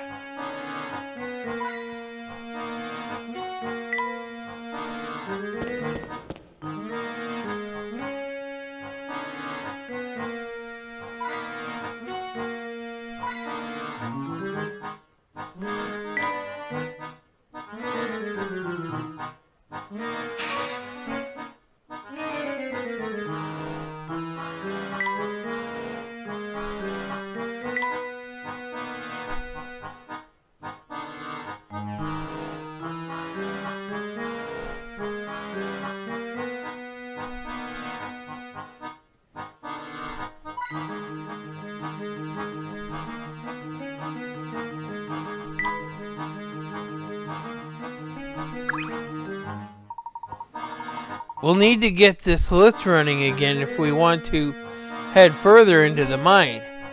But how to do that? Aha! I see some severed wires over here. I bet they're the reason the lift isn't moving. Let's see. Yes. Go ahead and reconnect them, Luke. That should fix our problem.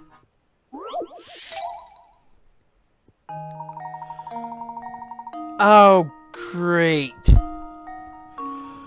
The circuit board for the elevator contains a puzzle.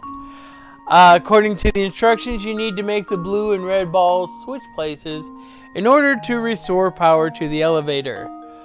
Are you up to the task? Am I ever up to the task? I mean, I had to solve somebody's phone problems. And then turn around and had to solve their card problem too. That one was worse than the phone. Oh well. Alright. Let's take care of this.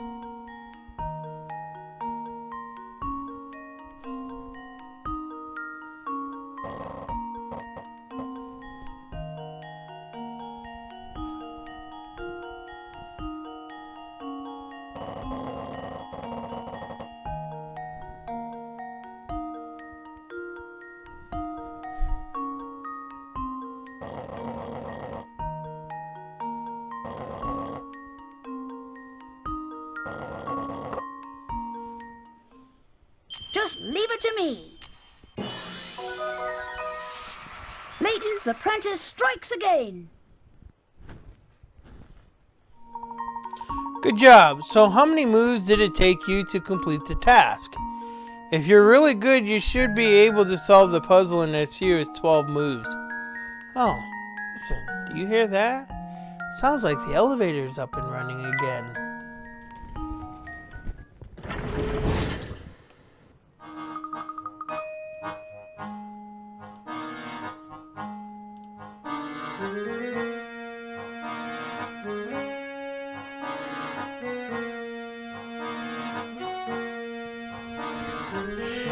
Alright. Oh, the lift is making some noise. I think it's fixed. Excellent. I suppose our next move should be to head down there.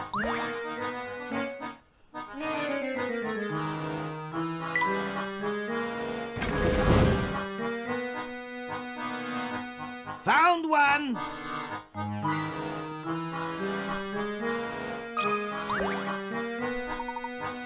What do you think, Luke? Could this safe hold some of the journals that Gringo mentioned? Well, we won't know until we open it. But how do we open it? The lock is rather complicated. Let me see if I can decipher the code.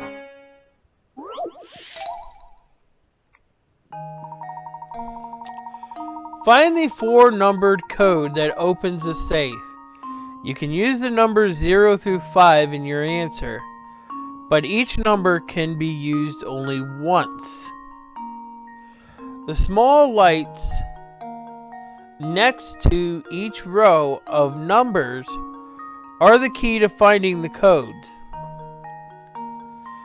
as they tell you how much in common that row has with the final code. Each white light indicates a number that matches one in the code but is in a different place within the sequence. An orange light indicates a number that is in the code and in its correct spot. Tap the numbers at the bottom to enter the code.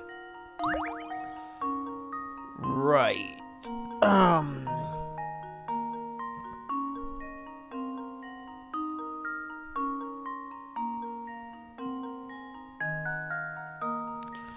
So each white light indicates a number that matches 1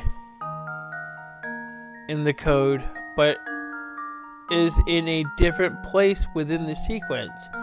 An orange light indicates a number that is in the code and in its correct spot. Tap the numbers in the bottom to enter the code.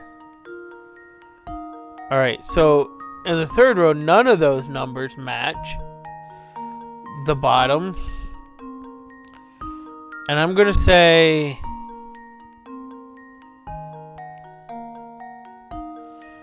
two matches a code.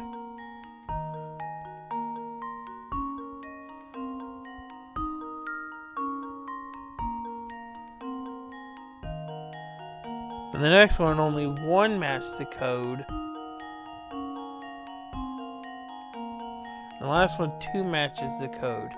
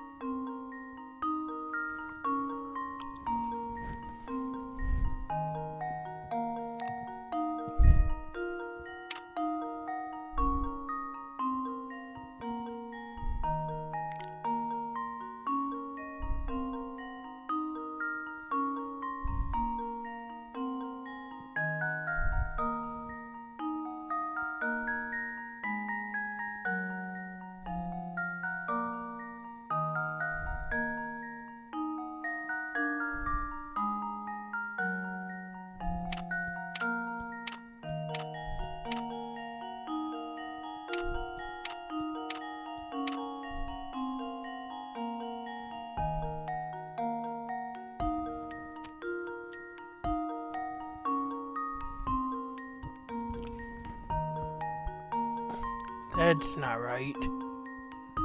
That can't be right. Alright.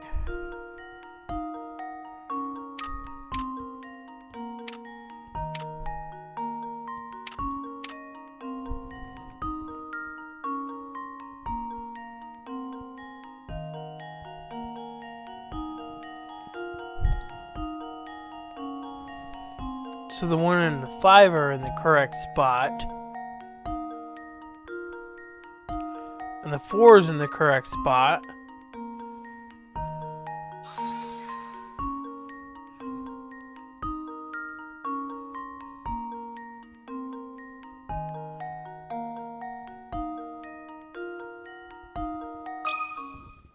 Consider this puzzle solved. Ha! Wonderful.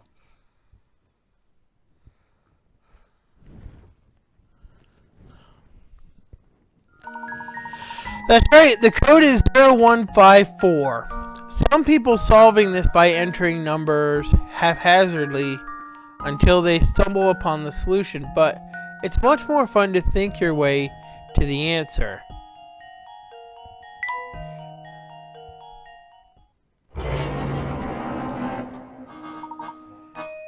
That did the trick.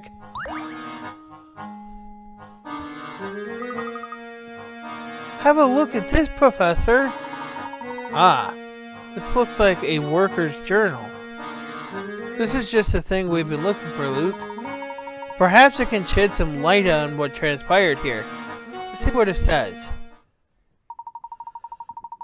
We dug up some funny mineral that I've never seen before here in the Duke's gold deposit.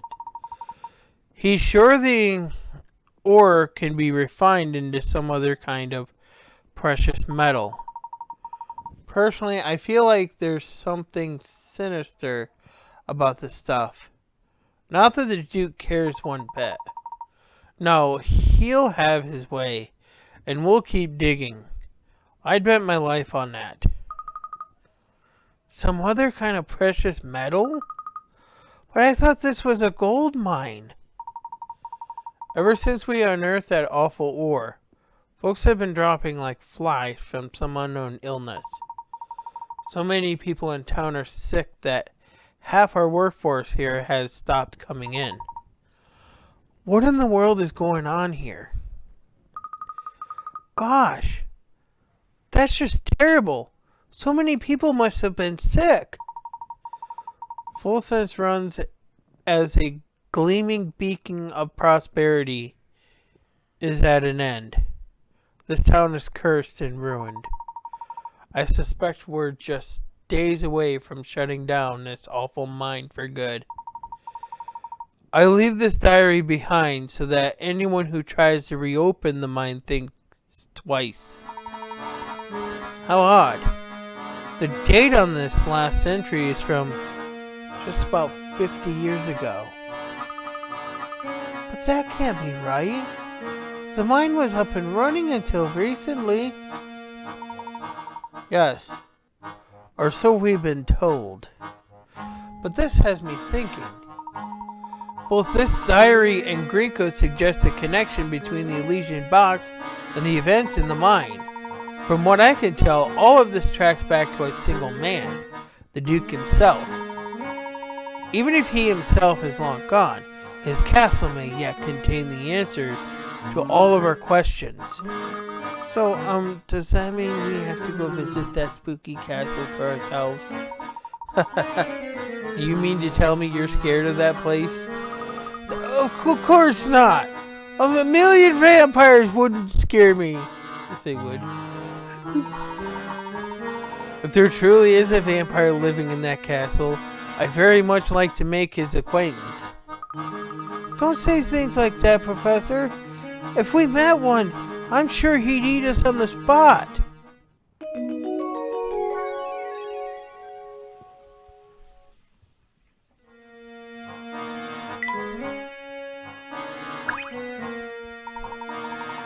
I believe we've retrieved the record that we came for. Let's take our leave now.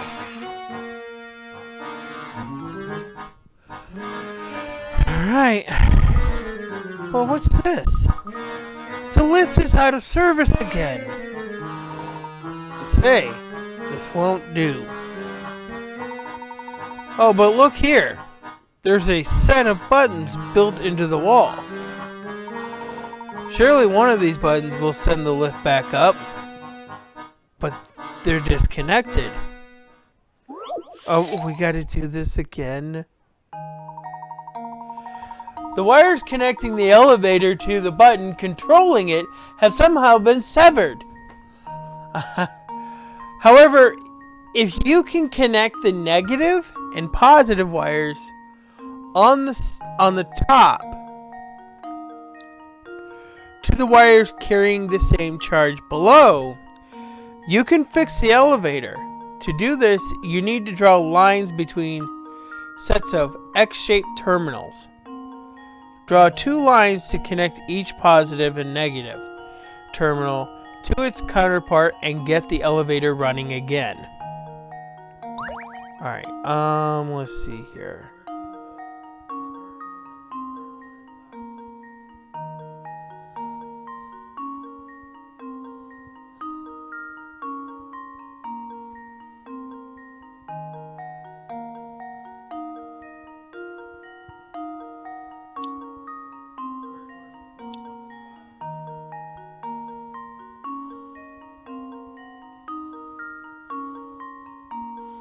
Nope, restart. It ain't gonna work. That one there. So this one.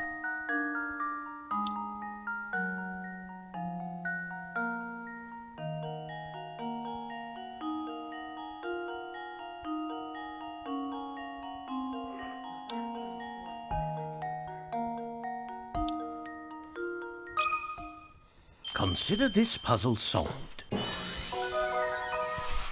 And there we have it.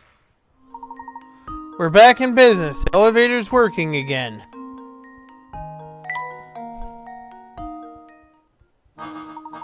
The buttons appear to be working. We should be able to leave the mine now.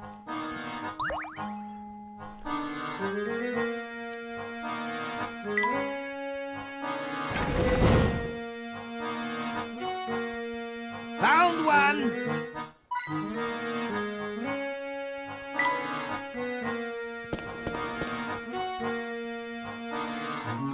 Jackpot.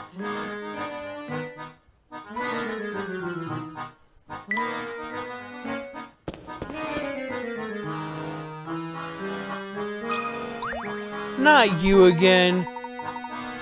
Hold on, friend Tom. Am I glad to see you? I was sure I'd never see another soul ever again. Hey, I know you. I was traveling El Mundo, and last thing I remember, I was in transito to Egypt. Tell me, Biddy, how long ago were these fine pyramids built? Sorry, sir, you're not in Egypt. Do you remember how you got here? I have the foggiest, senor. Un minuto. I'm heading for Africa. The next minuto. I'm down here. With no one around, I started poking at this thing to pass the time. I think I broke it, Aya. Help me fix it, s'il vous plaît.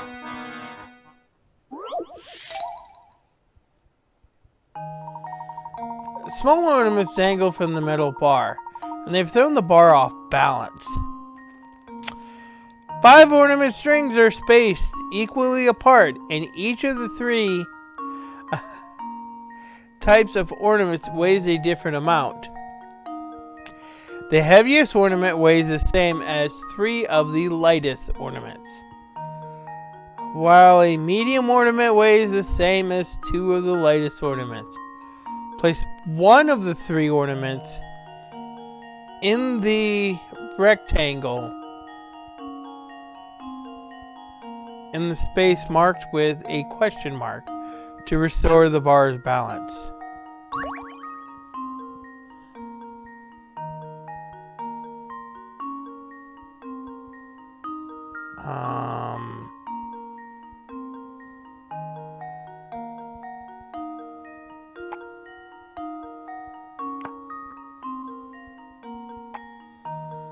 Well, without knowing which one is heavier, well,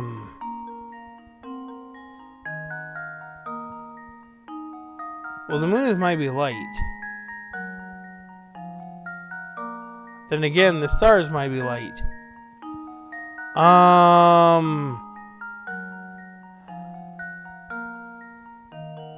The full moon might be the heaviest. Oh boy.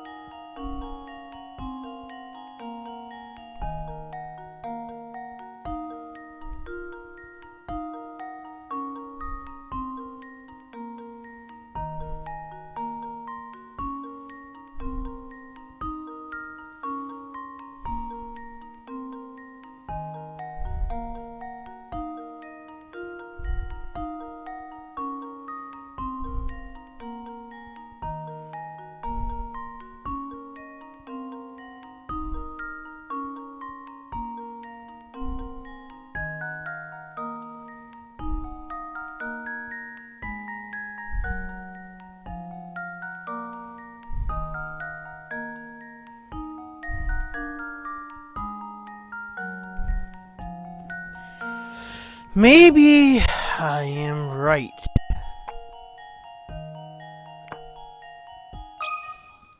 Consider this puzzle solved. And there we have it. Good job. The crescent moon ornament is just heavy enough to balance things out. A single star ornament weighs the same as one sun and one moon together. The strand of ornaments that is supposed to counterbalance the one with a question mark doesn't have any star ornaments. But if you compare the ornaments as shown above, you can figure out what should go in the question mark space regardless.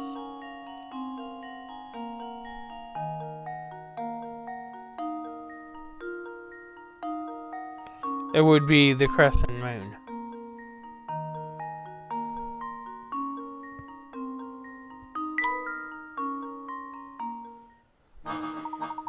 Oh, Wonder Bar. A million arigatos. Namis. Now I can finally leave this musty tomb. Why do you have a key of the diary? I shouldn't question it. I will read. My father fell ill from that sickness and has passed on. I also heard that many of the people who left Fulsense have formed a small village a safe distance from town. I imagine she lives there now too. I've decided to send her a letter. As Duke, I can't leave town, but I've entrusted my message with a man who is passing through town. Now all I can do is wait for her reply.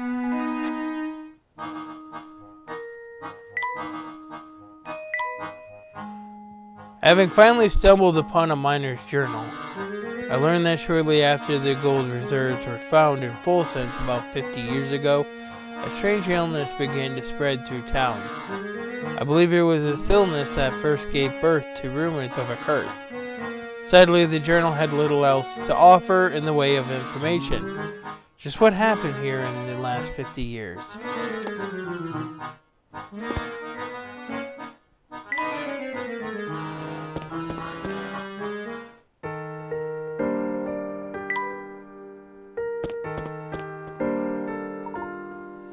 Ah, Mr. Layton.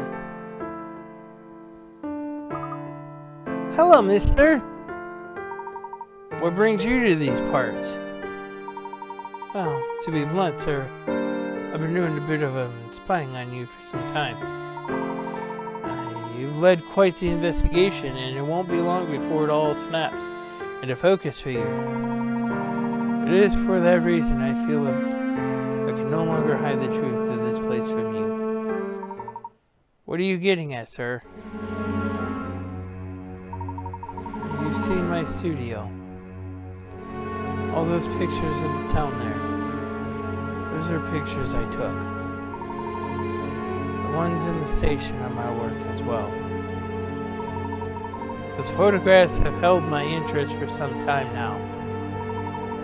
As it should, Mr. Layton. Do you remember our last meeting in my shop? You pointed out a certain strange phenomenon occurring in photos taken within full sets. Yes, just one curiosity among the many I've seen in this town. It feels as though the whole of Full Sense conspires to keep its secret hidden from us. Your feeling is right, sir. You see, Full Sense is a cursed town. Cursed? To call it such may seem based, but I assure you the town's past is the very definition of the word. Perhaps a curse is a punishment. We are meant to endure for the great mistakes of our past. But all nightmares eventually end, and I feel it won't be long now before we awaken. Huh? I encourage you to head to that castle in the distance, and to meet with Duke Anton. Is this Anton the eldest son of the previous Duke? He is. Duke Anton has presided over Herzen Castle since his father's passing some time ago. I served the Herzen family until that day 50 years ago, when I left it all behind and fled. I don't think Anton will ever forgive me. You see, he's a man who abhors betrayal above all else. What transpired 50 years ago? The answers to all your questions can be found at the castle. I urge you to head there. Perhaps a voice of reason like yours might persuade Duke Anton to listen. If you believe it will settle this matter, we'll visit the castle. Yes. See with your own eyes what's become of this town. Perhaps then we'll finally reach the end of this dark tunnel we've been traveling through. I believe our destination has chosen us this time. You know where we must go next, don't you? The people we've talked to are scared to death of the vampire they say is living up in that castle. And that chat with the photographer only raises more questions. What happened 50 years ago? And what the heck is going on in that castle? Almost overnight, the Herzen family became incredibly wealthy when they discovered that gold claim. If we can understand the story behind that, our questions about the Elysian box will be answered. How are we going to get into the castle, Professor? I don't think it's the kind of place we can just waltz into. I thought by now you'd know exactly how to get in, Luke. What do you mean? The carriage tracks we saw on the road to the castle were still very fresh. It would seem that the carriage is bringing something to the castle every day. We need only follow the carriage to find our way to the castle. Oh, of course! That carriage is our ticket in! Now you've got the picture. I'm ready to go whenever you are, Professor. Just lead the way.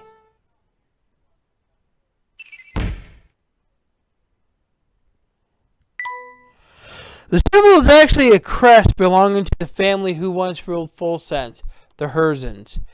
It's clear that the Herzen family and the Elysian box are deeply connected to each other.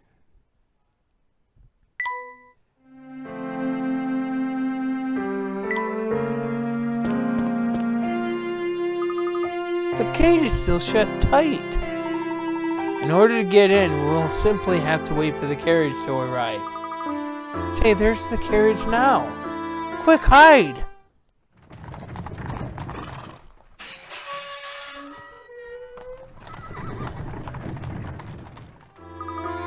The gate's open now! And we've escaped their detection. If we're going to enter now, it is our only chance. Move quickly.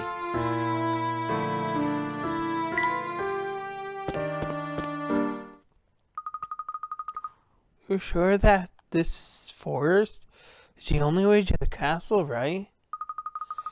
I'm not going to lie, this place is beyond spooky. Hi! Luke, what's the matter? A ghost! It appeared just a second over there. Oh, Luke, you know that there are no such things as ghosts. Your eyes must be playing tricks on you. But I'm positive I saw it, Professor. Deep breaths, Luke. We're not on edge. Even something as harmless as a gnarled tree can look like a ghost. I suppose so. Feeling better? Good. Come along. We mustn't let the carriage get too far ahead.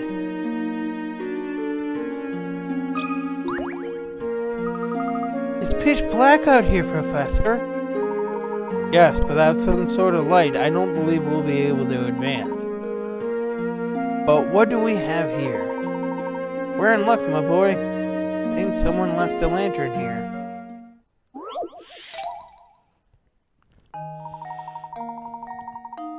Use lamps to light up the dark forest paths.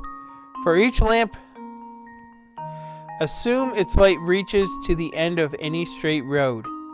Use the fewest lamps possible to light all of the paths. So, where should the lamps go?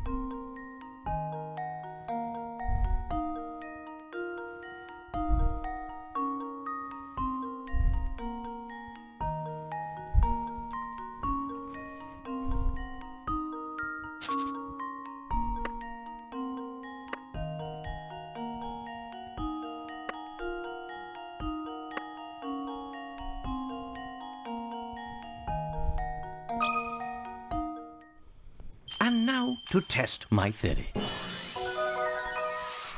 And there we have it. Good job. The paths were pretty creepy, but that was just because it was dark, right? Aha, now we got a light. Curious though, isn't it? Who would leave a perfectly good lantern out here? Can't imagine someone simply forgot it here. It's almost like someone is leaving a trail for us.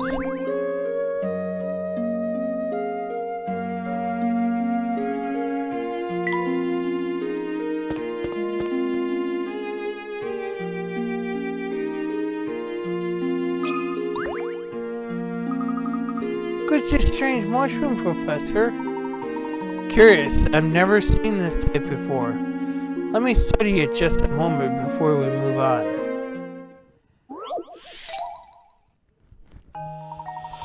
Collect all the mushrooms in the forest as you pass through. Each circular clearing on the map contains mushrooms. You don't want to spend too long in this creepy forest though, so find the quickest route through that visits each clearing only once. Stay on the roadways.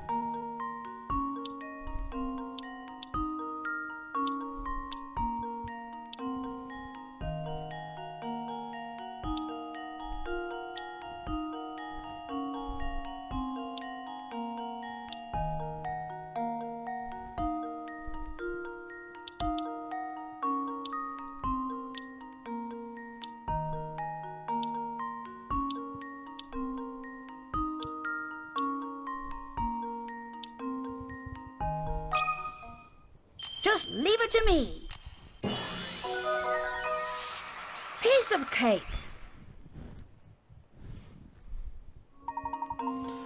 Mushtastic, I guess you realize you don't need to use every single path.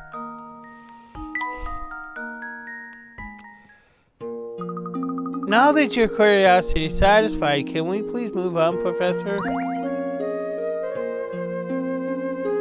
No, we can't. Jackpot!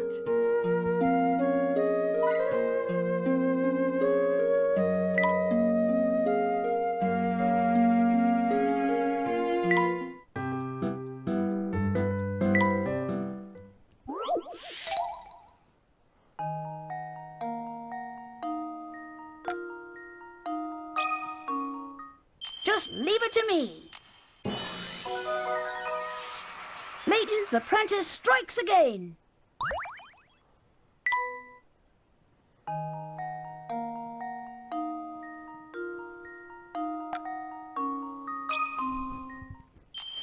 Let's see if this works. Layton's apprentice strikes again. Alright, now where's the last one?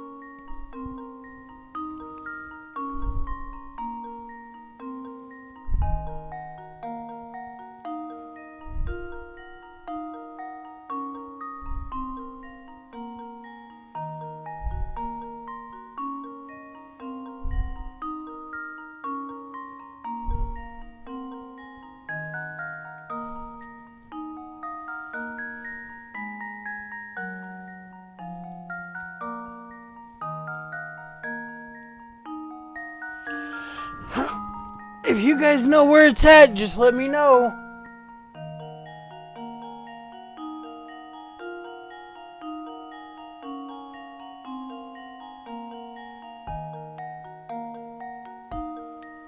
There's one more.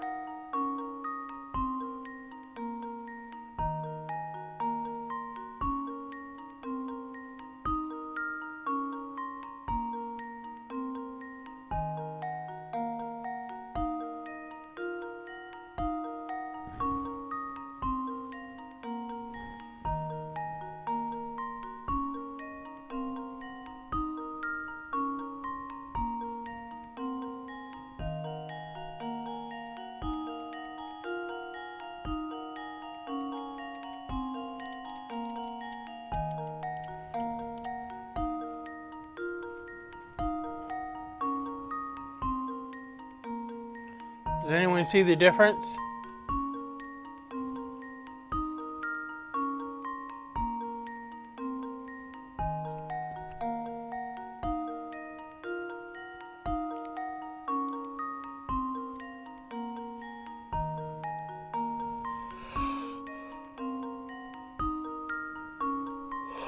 Count the leaves if you guys have to.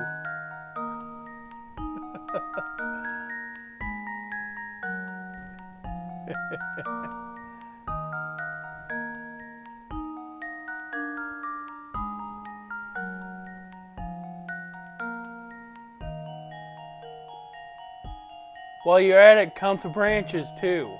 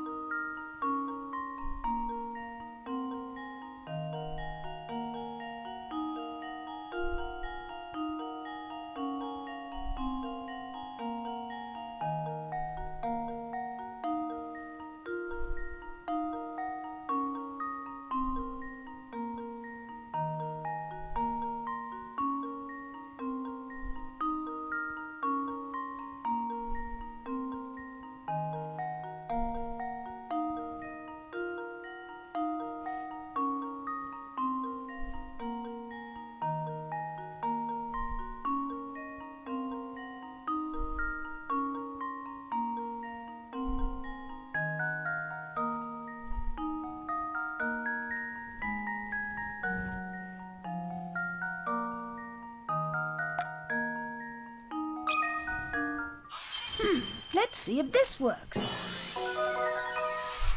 Piece of cake.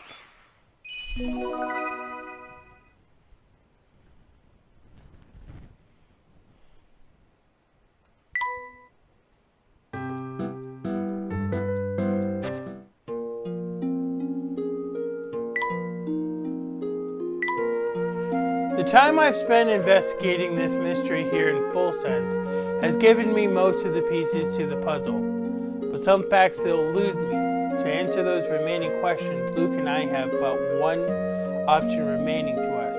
We must strike out for Herzen Castle. Luke claims to have seen a ghost lurking in the forest. Personally, I believe his sightings to be nothing more than a trick of the light, but I can't blame him for being jumpy. After all, this town has been full of inexplicable happenings. But the question now is how these happenings tie into the rumor that the town is cursed.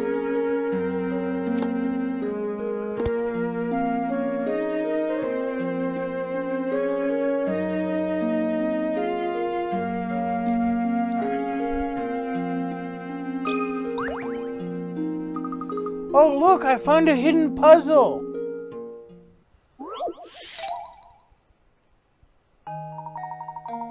It's said that ancient people came up with constellations by staring up at the star in the night sky.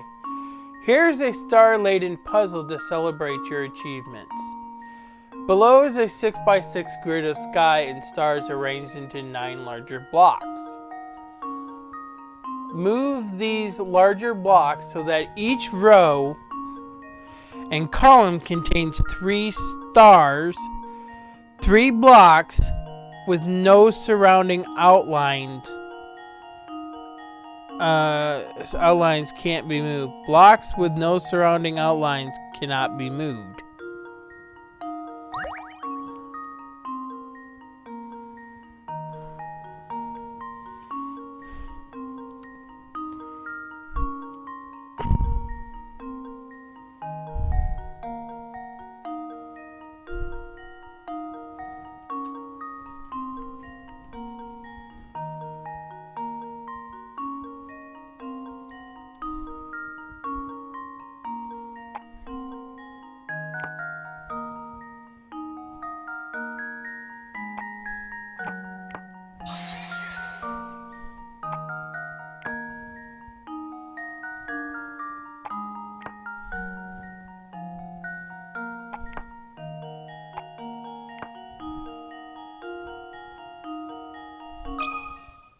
This should do the trick.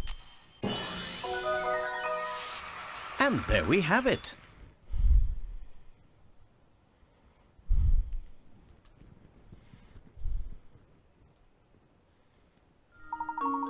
Brilliant! The constellation is a bit abstract, but oh well.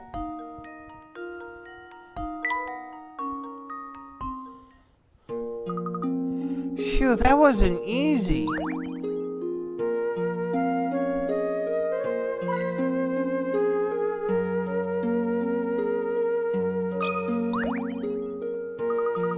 Professor, I hate to say it again, but I think we need a little bit more light out here. Alright, let's see if we can't use this lantern to get back our bearings.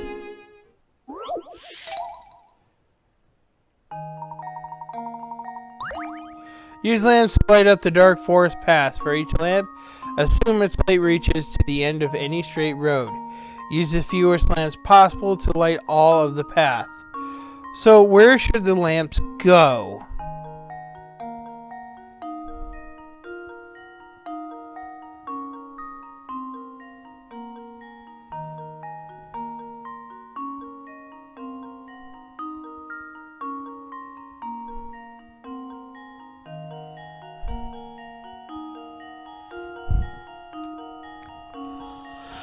Alright.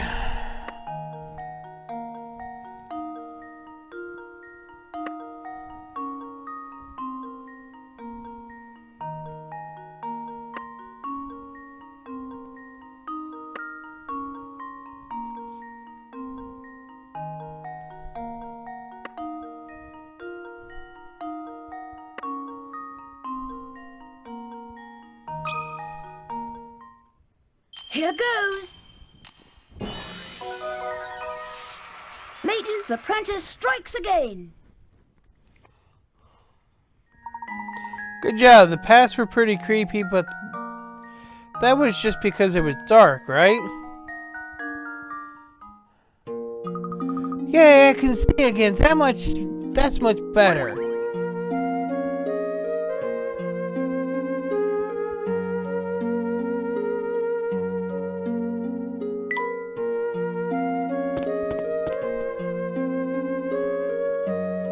Jackpot!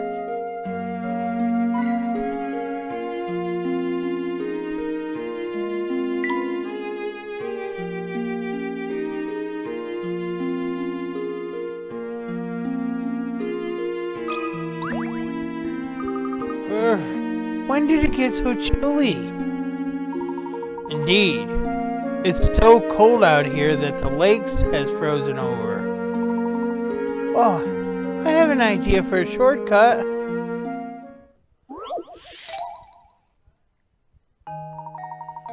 The lake in front of the professor is frozen solid. The ice is thick enough to stand on, but so slippery that any movement in any direction causes him to slide uncontrollably in that direction until he hits a wall. When stationary, you can change the professor's direction by tapping the arrows around him. You can guide the professor through the slippery lake to the goal. Or can you guide the professor through the slippery lake to the goal? Alright,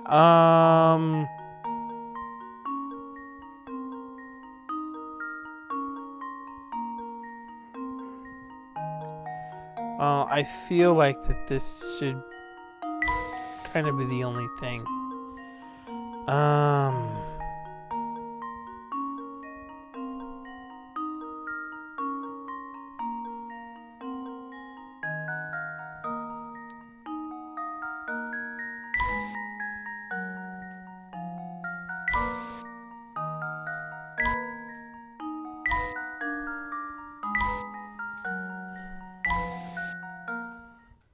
This should do the trick. Ha! Wonderful! Phew, that was super slippery. But you can't stop now.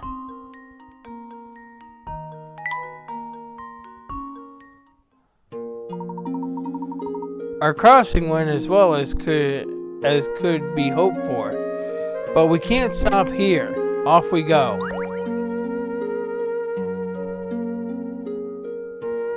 Oh, over here!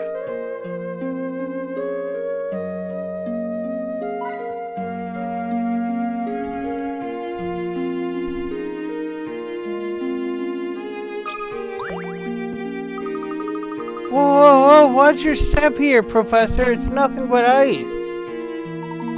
There's no snow for us to walk on here, so we'll need to tread carefully. Here goes.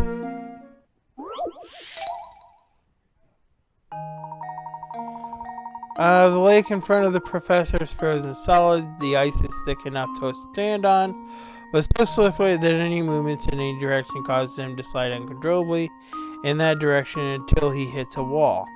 When stationary, you can change the professor's direction by tapping the arrows around him. Can you guide the professor through the slippery lake to the goal? Well...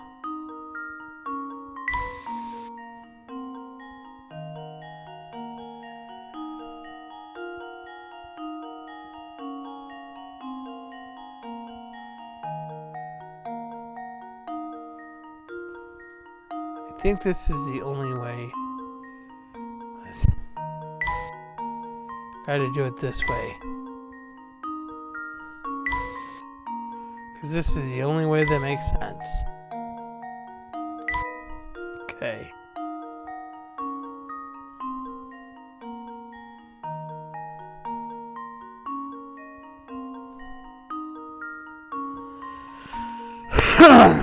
Alright.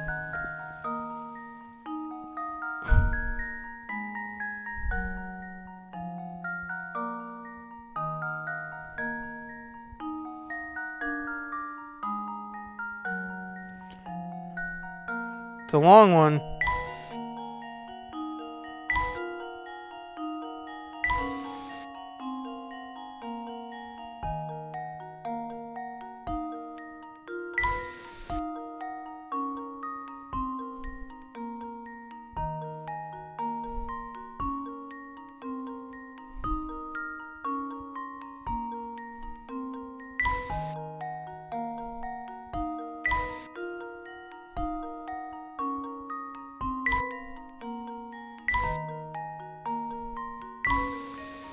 I don't think I messed up. Let's see if this works. That was almost too easy. 100% perfect. You made it. Feel like you're getting the hang of these puzzles? Well, just the same. If you ever come across a frozen lake in real life, be sure to keep off it. Those things are dangerous. Well done. It's a miracle we both made it across without taking a tumble. I sense we're getting close, Luke. Let's keep moving.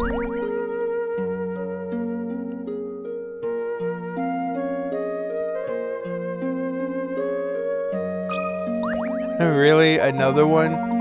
And here we are facing another frozen lake. It appears to be the only way across, so here we go. And I'm not rereading all that because it's going to say the same thing. Alright, but I do have to move first. What are we looking at here?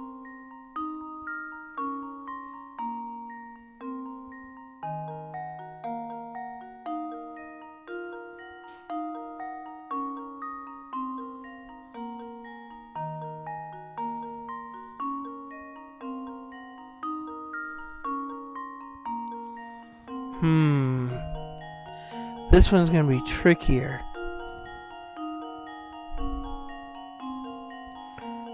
I think I'm going to need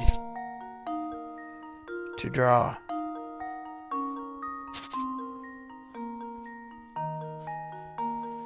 If we do that, he'll hit that, he'll hit that.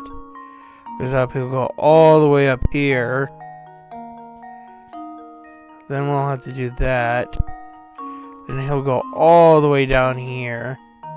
No choice but to go there. No choice but to go down there. No choice but to go there. There, and he's probably stuck there. So let's rule out.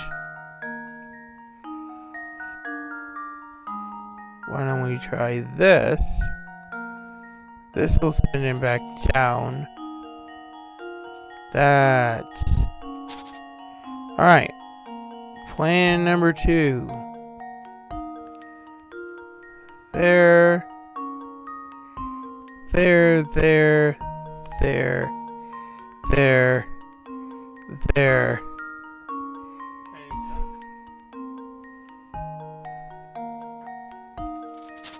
No, because this will loop him right around this circle.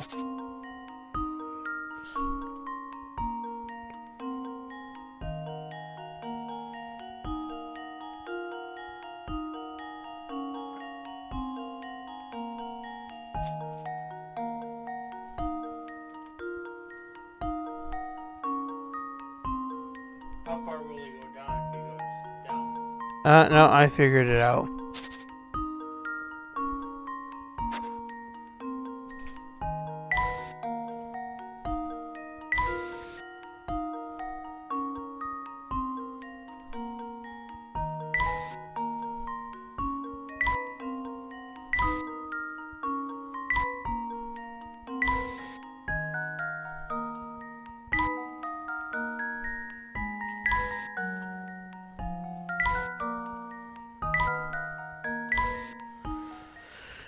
This should do the trick. Aha! Wonderful.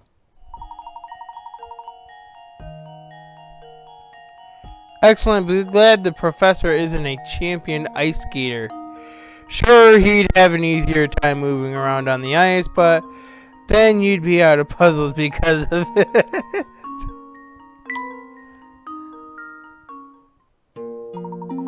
We made it across. Now we've just a short distance left to cover. And we'll be there. And another lake crossing.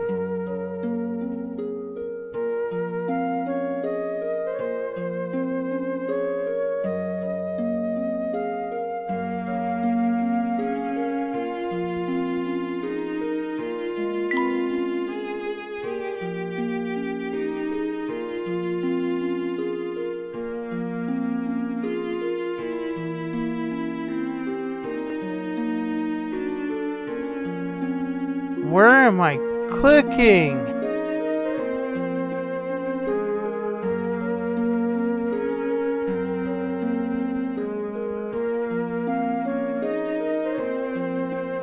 Am I missing something here?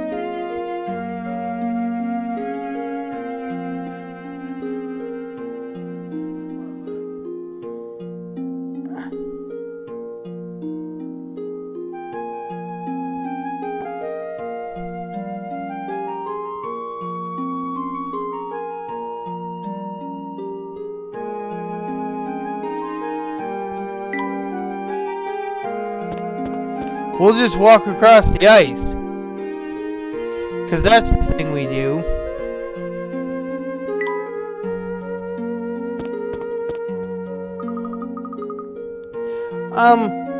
Professor, are you sure it's safe to cross this thing? I mean, Simon Belmont would do it just with ease, but where does him? It looks a bit rickety. Safe enough, Luke, but I don't think Simon Belmont would be doing this. Trevor Belmont maybe, but I do believe that it's safe. Are you frightened, Luke?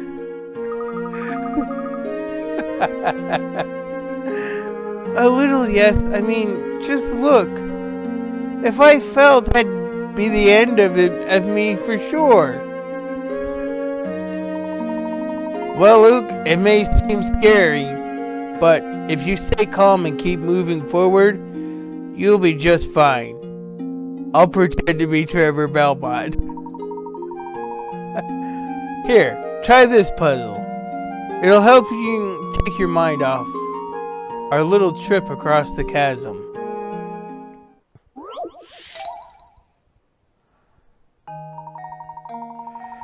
Luke and Professor Layton stand at one end of the rickety old bridge.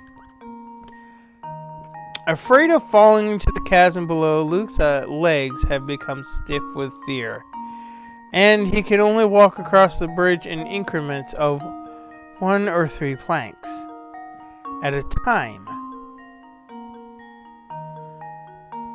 The narrowness of the bridge prevents Luke from doubling back the way he came or switching the foot he's using to step forward while standing on it. Use your stylus to create a path that guides Luke safely across the bridge while avoiding any gaps in the planks.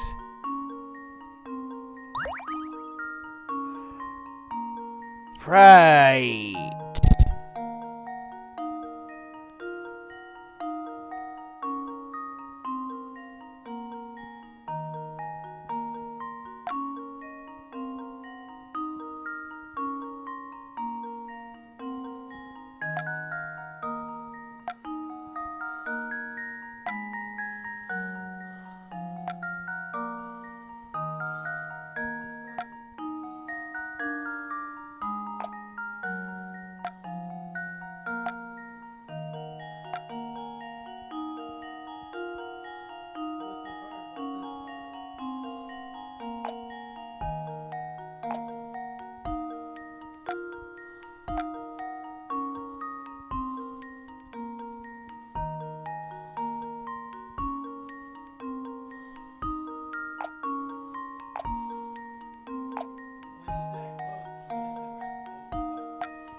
I'm trying.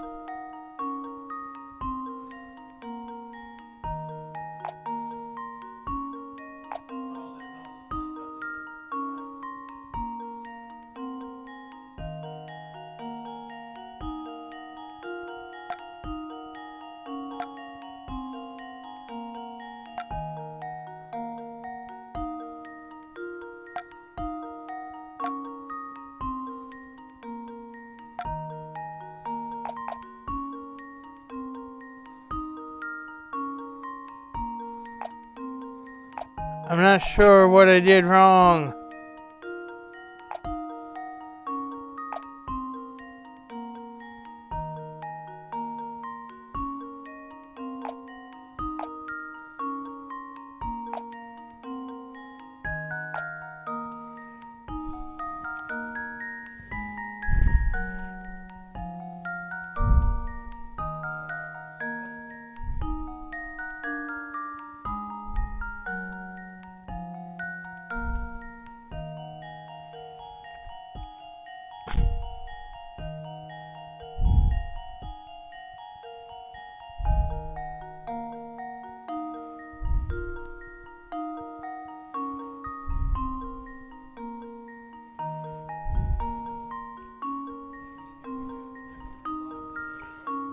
Alright,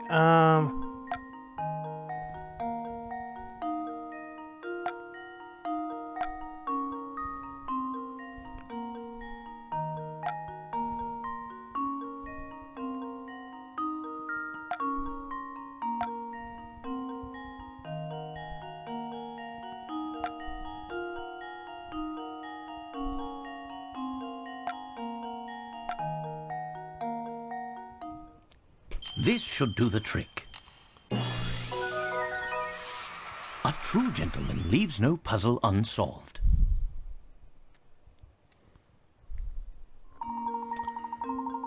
that was some fancy footwork.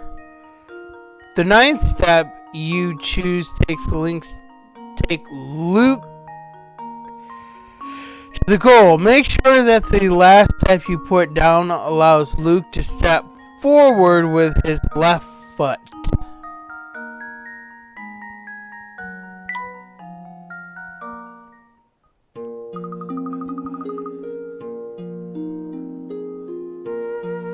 Well, I suppose I feel a little better, but this bridge still makes me nervous.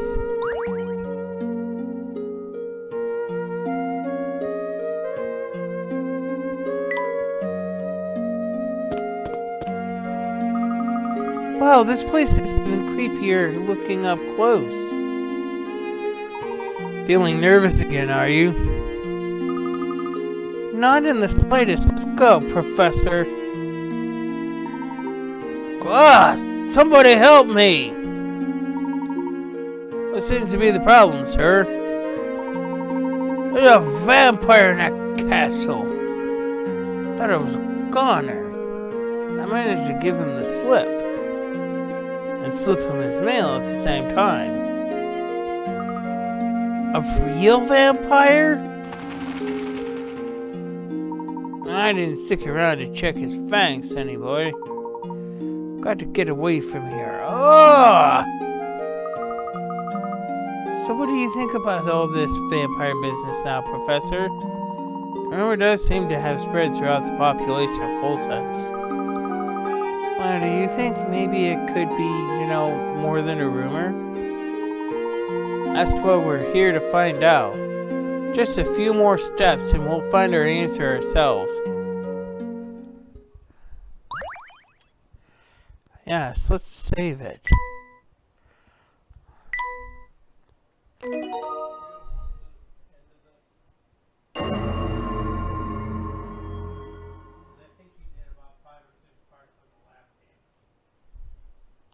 I did all of 6. Now we're in chapter 7.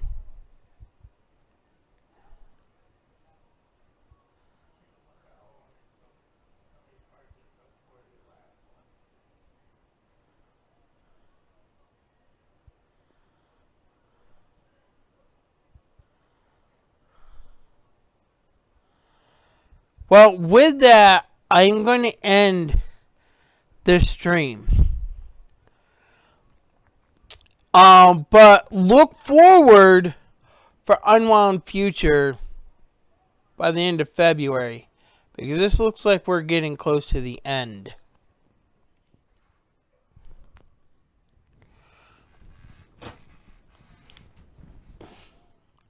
So we're going to end this here.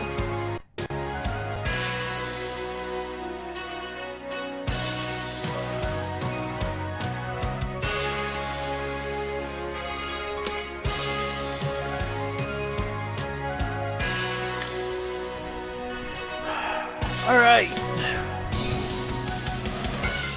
See here.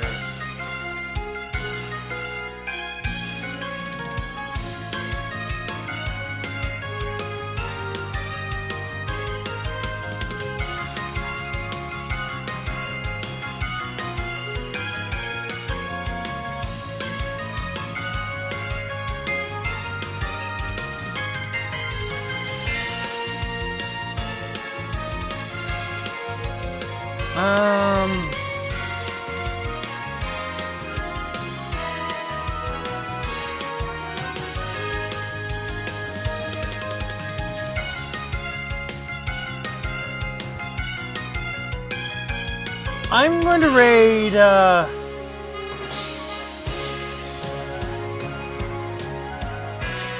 Rainax. I might as well raid her on both YouTube and Twitch.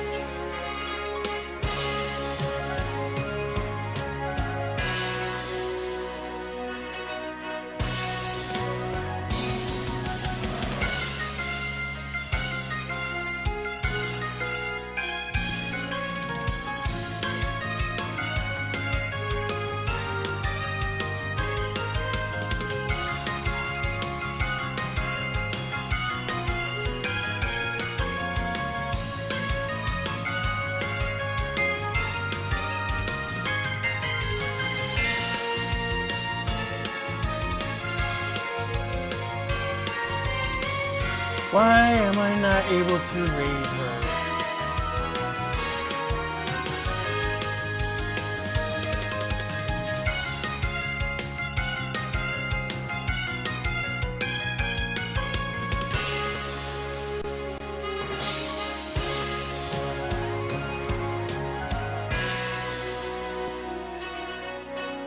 No, Twitch glitched, and now I'm raiding her. If you're on Twitch, give her a follow. If you're on YouTube, give her a like and a subscribe. And we are out.